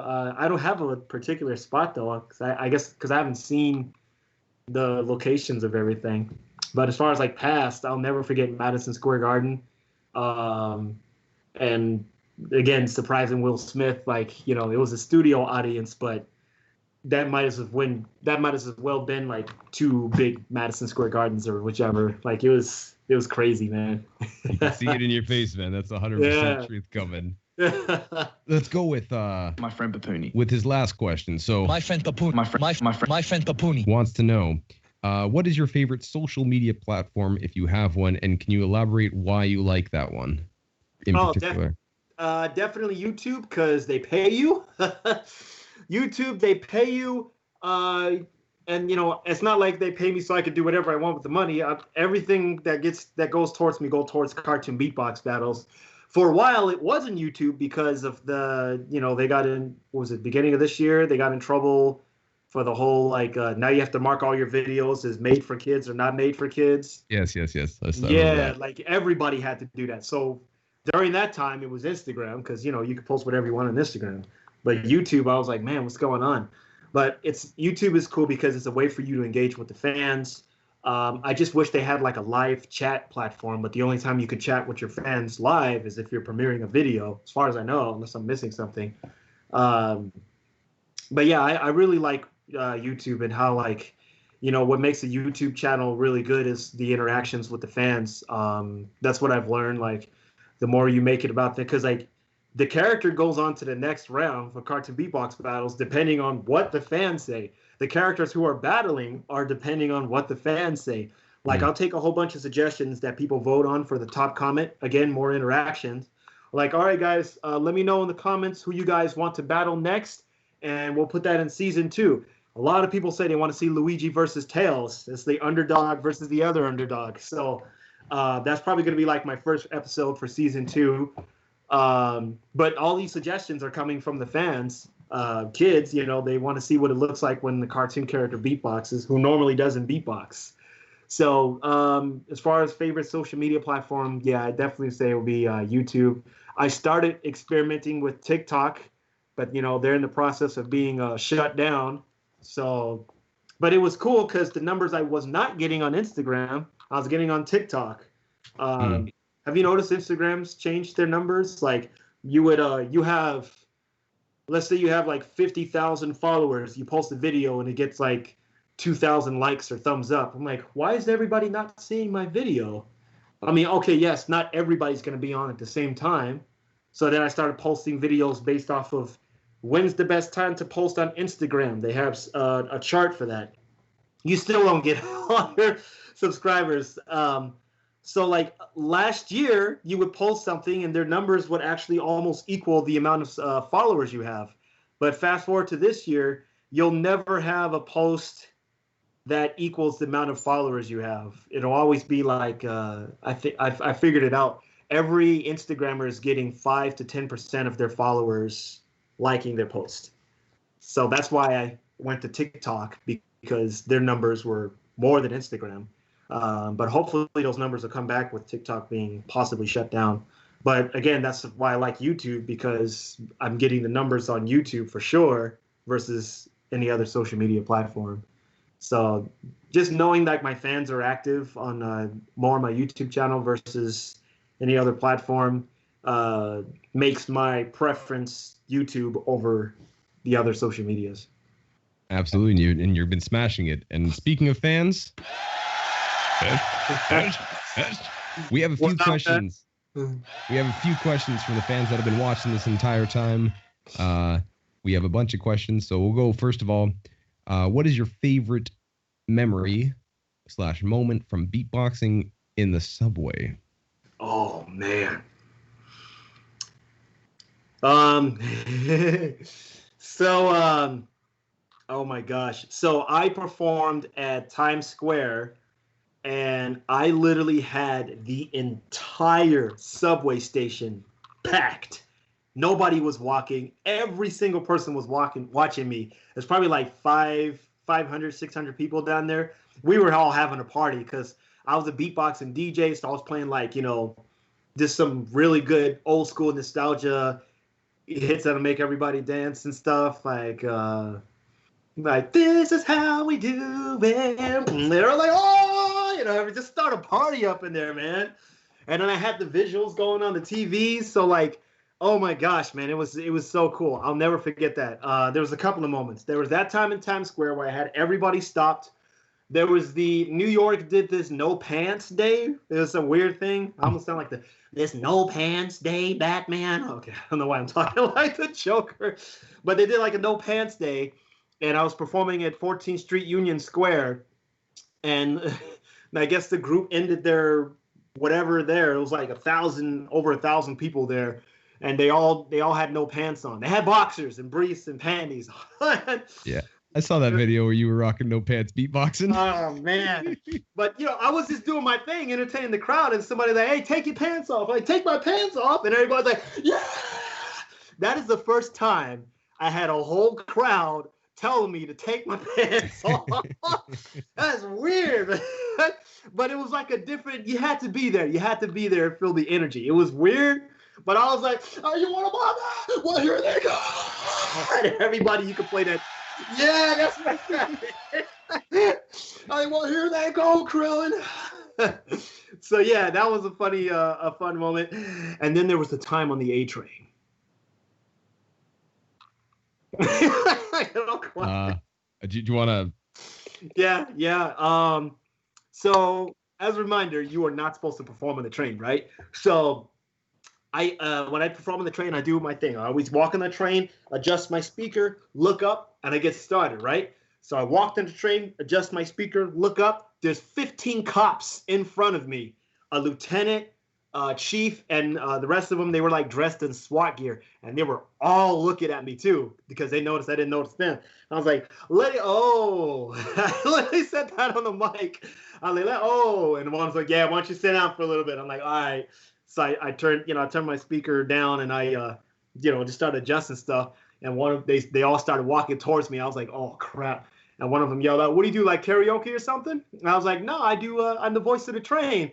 And without even second guessing it, I just got in performance mode. I was just like, I do the voice of the train. There's an Uptown Express train approaching the station. Please get the hell away from the platform edge. I was just doing all kinds of funny stuff with the voices, and they all started cracking up. I showed my cricket sound, my cell phone sound,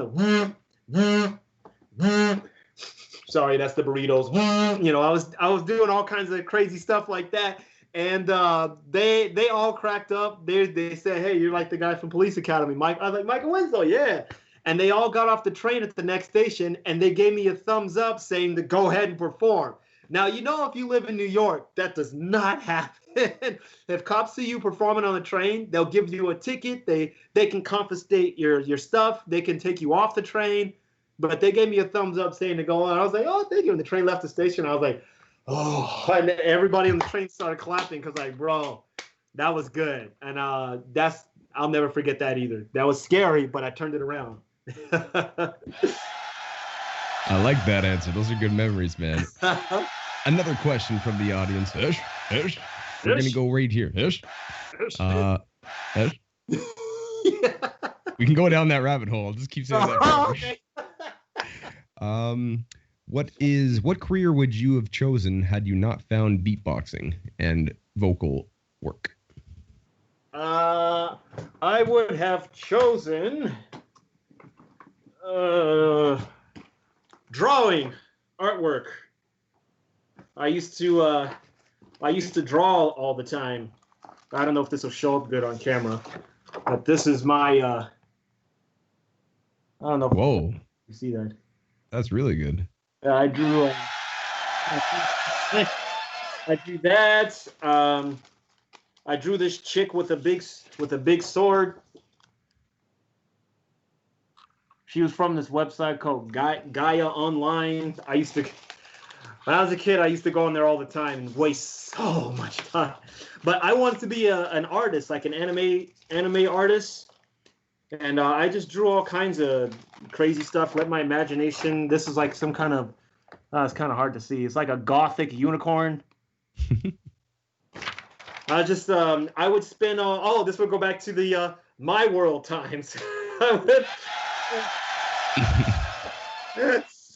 I would just draw all kinds of. I'm trying to find something good. Like, these are. Not really good. I would draw all kinds of stuff and just make it, just put stuff in my world. This is like a vampire chick that likes a regular guy. It's not Twilight, but it's a vampire chick that likes a guy and like he's afraid that she's going to bite him, but she actually really likes him. And now she has to protect him from her clan that wants to kill him. And I was going to turn this into like a comic, but then I started doing like my beatbox stuff. But yeah, I used to draw like all the time, all day. My days would go just listen to trance music and start drawing. Like this was I don't even know if she's following me or whatever, but this is a girl I drew. Her name's Yoko. I was gonna draw me standing next to her. She's actually a famous Japanese pop dancer. But I had a crush on her, so I was like, yeah, let me draw you standing next to me. But I never finished the picture. But my world, I could draw, I could do what I want. So,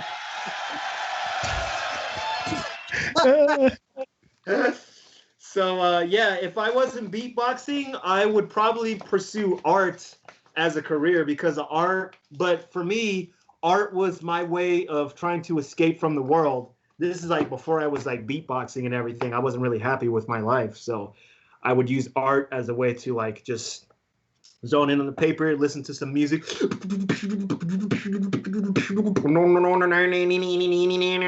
just draw all day. So I'd probably be an artist. I like that a lot. And actually, as you were showing pictures, people in the chat were liking that and saying another question came up from the audience. They want to know, would you ever make an anime about beatboxing? If so, what would the name be if you had to name a name off the top of your head? I'm horrible with names.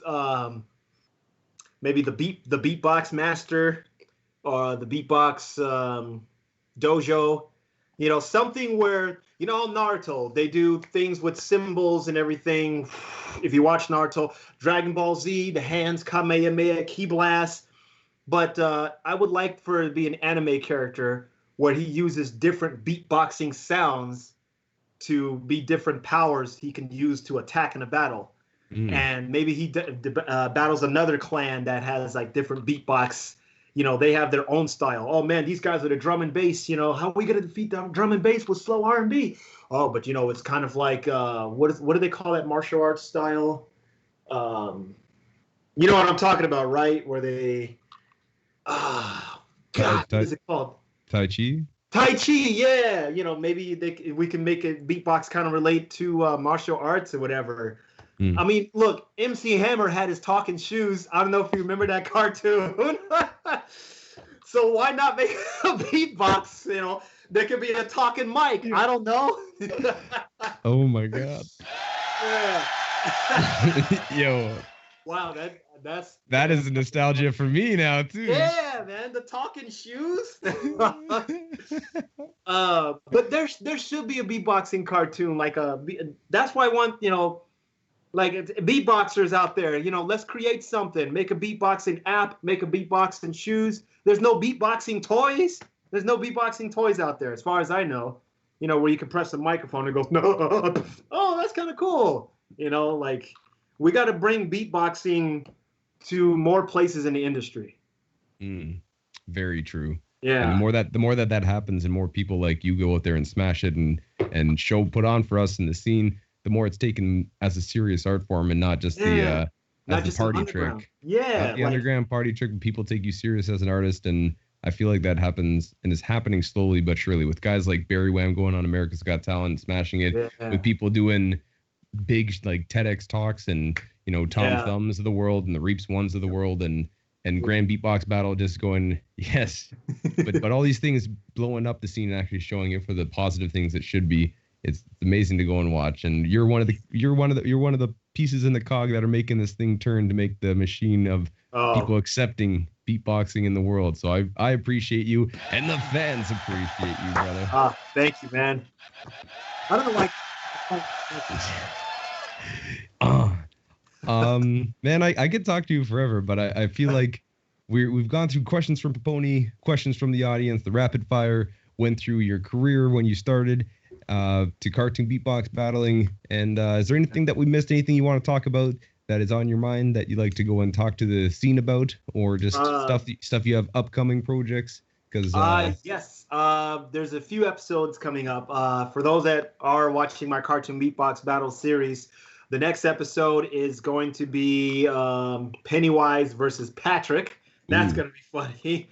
Oh, and I know there's only a few people in here right now, so I'll tell you guys the songs we're going to use.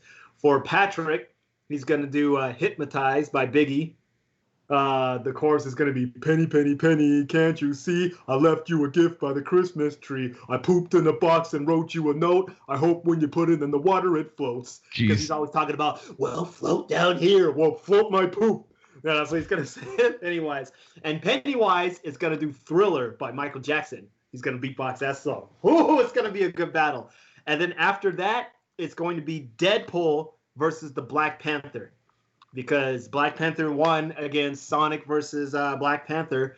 I keep telling everybody to, I think we had the same problem in 2012, the American Beatbox Championship, when Rozelle was one of the judges. He was telling people, like, he's getting really tired. He's telling everybody, stop doing dubstep, do some other stuff. Rozelle was like the Simon, like, you know, he said stuff that people didn't want to hear, but they needed to hear it. When I did my "Don't Be Stupid" beatbox after that routine, he's like, it's almost like he turned the Will Smith from Bad Boys. He's like, now that's how you beatbox. From now on, that's how you beatbox. I think he was just finally happy to hear something besides the one, you know, all the different stuff. I'm like, but that's still beatboxing too, man. But I think he likes more of the old school hip hop stuff. I mean, look what he's done. But going back to what I said, which I kind of lost train of thought here. Wait a minute. Do you have that sound? I only got the. Oh, the click thing. Now my heart's gonna start going. God, what was I talking about? You're talking about upcoming episodes. Upcoming episodes. All right. Well, anyway.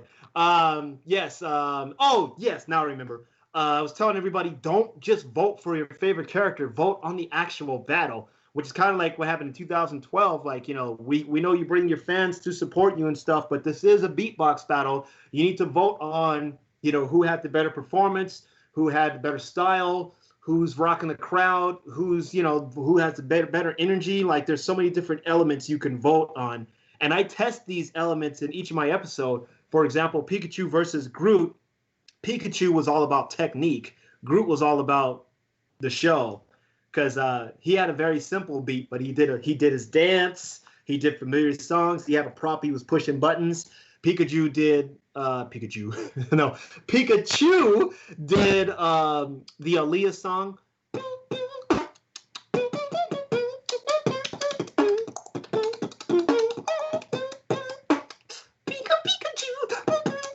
Like, he did that Aaliyah song. You know what song I'm talking about? Yeah, of course. Need somebody? Yeah. Shout out to Timberland. Yeah, he did that song, but Groot just did the gunman style. I am Groot. But I think people voted for the character on that battle too, now that I think about it. But it's over with. So yeah, I had to remind everybody to vote on the battle, not just because it's your favorite character. It's called cartoon beatbox battles, not cartoon character battles. And some people might ask, hey man, this is a beatbox battle, so why do you make them rap the whole time?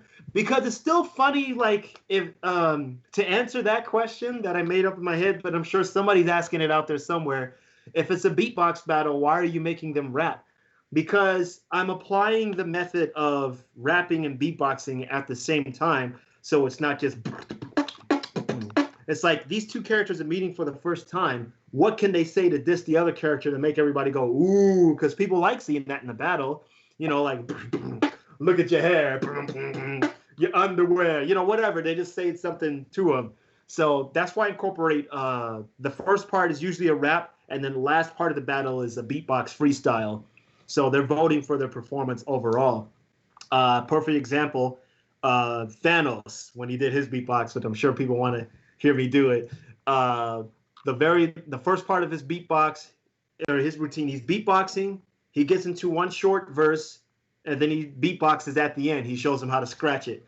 But the most difficult beatbox I did, I would say, for the entire cartoon beatbox series would probably be Dark Sides. Because I was applying this. Do you want to hear it? I do want to hear it. All right. Because it's a breathing thing. I'm going while I'm beatboxing and adding a snare on top of it. So his was definitely like technique. He goes 3, 2, 1, go. On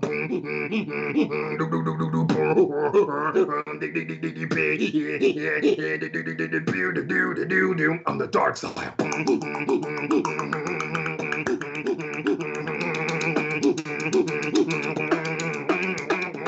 On the dark side.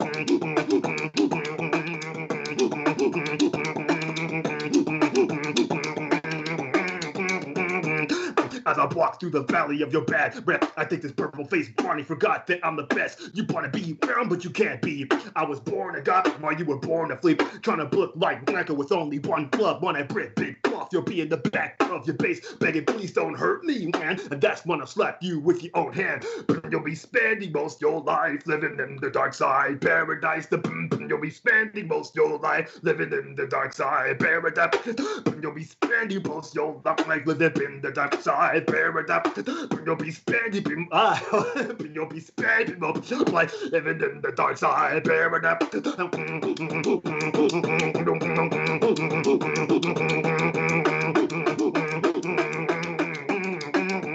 On the dark side.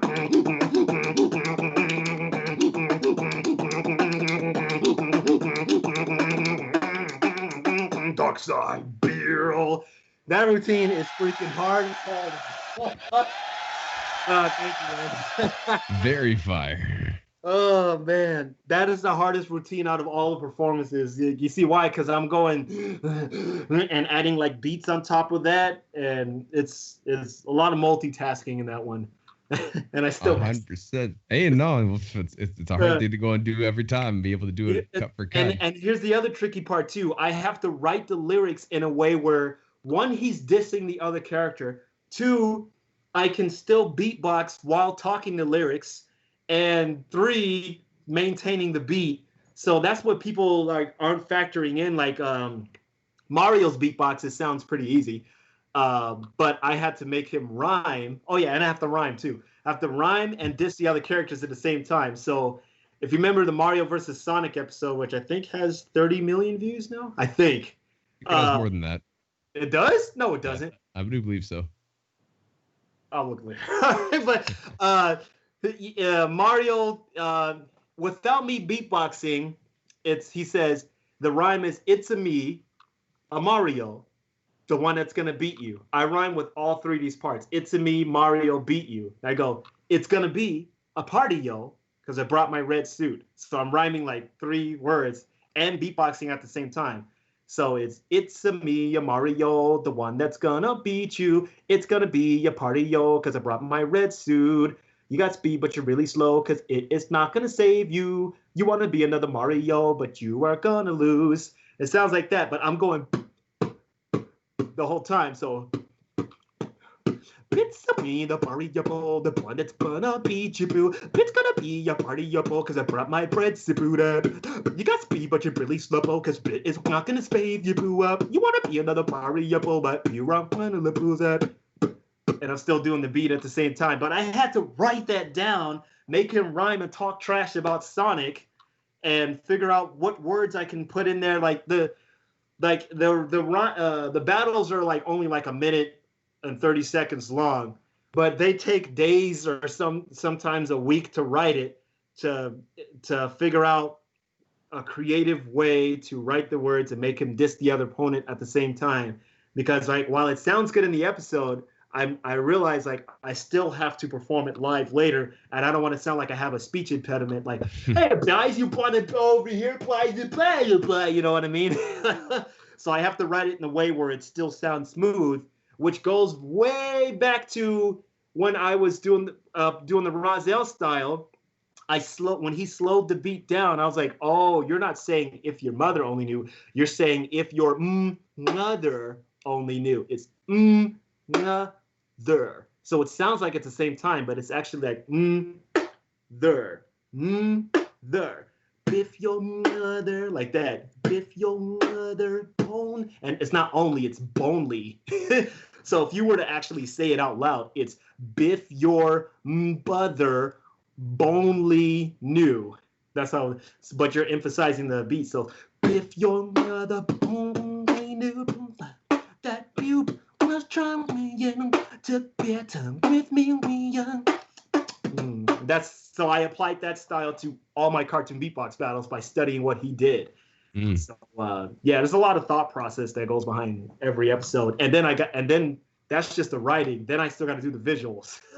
Yeah, it's a full-time job, man. That breakdown, those videos that you have where you break down and show what you've put into the videos, and it's crazy to see the amount of work. And again, you're putting in all this effort, and it's coming back to you because you're getting the views for it. People are seeing it. People are liking it. You're getting a fan base. And I really hope people check out what you've been doing because it's super cool, man. I really hope so. Thank you, man. Number 3 on trending. That was the last episode on YouTube. I made it all the way to number 3 on YouTube trending. So that's freaking awesome.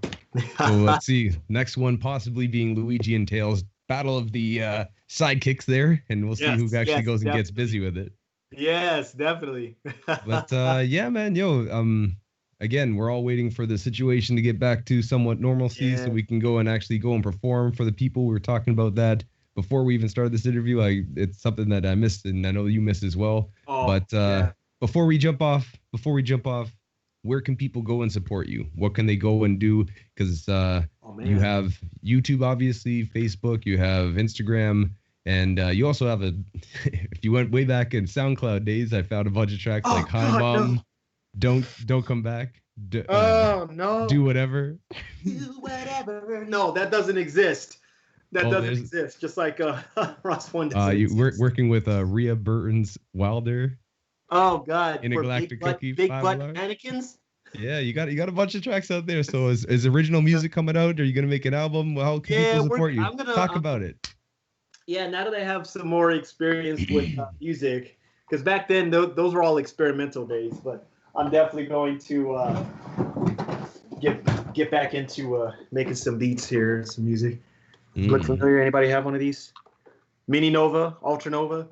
Like you make beats on there? No, it's a synthesizer. Wait, who's talking to me? Yourself? All right. So sound like Sonic talking to himself in the Sonic movie.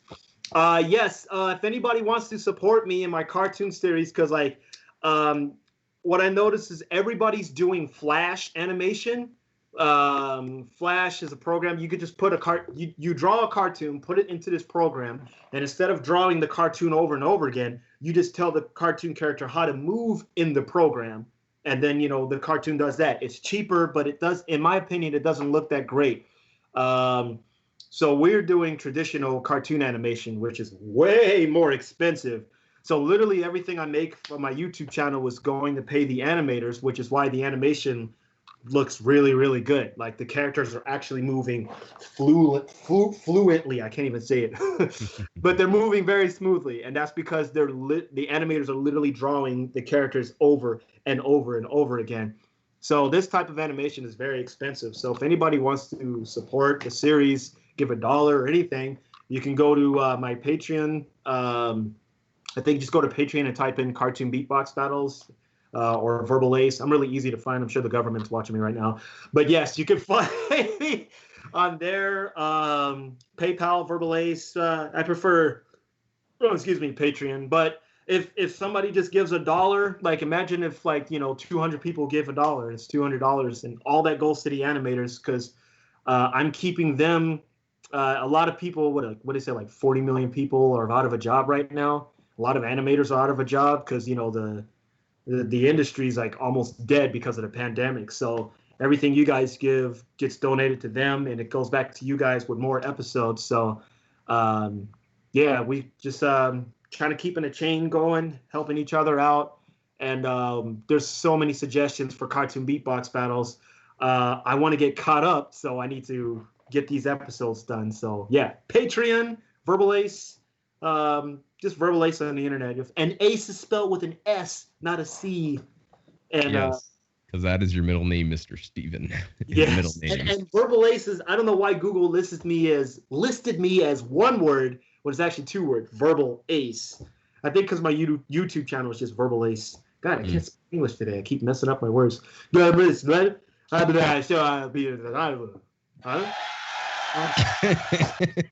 I'm gonna hear that in my sleep. I'm like, no. Yeah. You think you're sleeping by yourself? You just. And I wake up and there's actually faces on the wall. Okay, I just made it scary for me now. Well, God. Have fun with your nightmares. We're gonna jump out. I'll teach them all how to beatbox. Yeah, man. Yo, man. But again, ladies and gentlemen, right here live. Beyond the Beats, episode 21, had the gentleman on, Mr. Verbal Ase. He's shout out to Scott Jackson. Big shout out to Scott Jackson. Thank you so much, bro. Nah, thank you, man. It's been a pleasure to have you on. I'm so excited to see where your career is going, where you've taken it, and pushing the scene. It means a lot to me, and you're keep on pushing forward, man. I said it before. In Canada, we always say keep your stick on the ice because you never know when the puck's coming to you. And I mean that because you got to keep going, hustling, keep on putting out these videos. And as you said multiple times throughout this thing, you're trying to inspire people, and I genuinely see it. I see people, you know, kids come up to me when they're doing something. Hey, have you ever seen the cartoon beatbox battle? Hey, have you ever seen this? Man. You got stuff going on, man. I'm proud of you. You should be proud of yourself, and thank you for jumping on with me, man. One more time, Verbal Ase. Yeah, I love you, man. Much love and respect to you. Thank you so much, man. Shout out to everybody too. Love you guys. Can't talk. Love you guys. All good. One more time, ladies and gentlemen, Verbal Ase right here, Beyond the Beats. We're on every Sunday. We'll be having more guests come on, but one more time, go and support this man, what he's doing. Make sure that you go ahead and click the links that we have. We're going to be in the below in the description. Subscribe to his YouTube channel. Follow him on Instagram. Follow him on Facebook. Put some money towards the Patreon to make sure that you can get more of these things happening. And again, brother, I'm so excited to see where your career is going. Congratulations on your success. And from Canada with love, Scott Jackson signing out like that. Thank you. And we'll see you guys next week to find out what's happening beyond the beat. And that's time.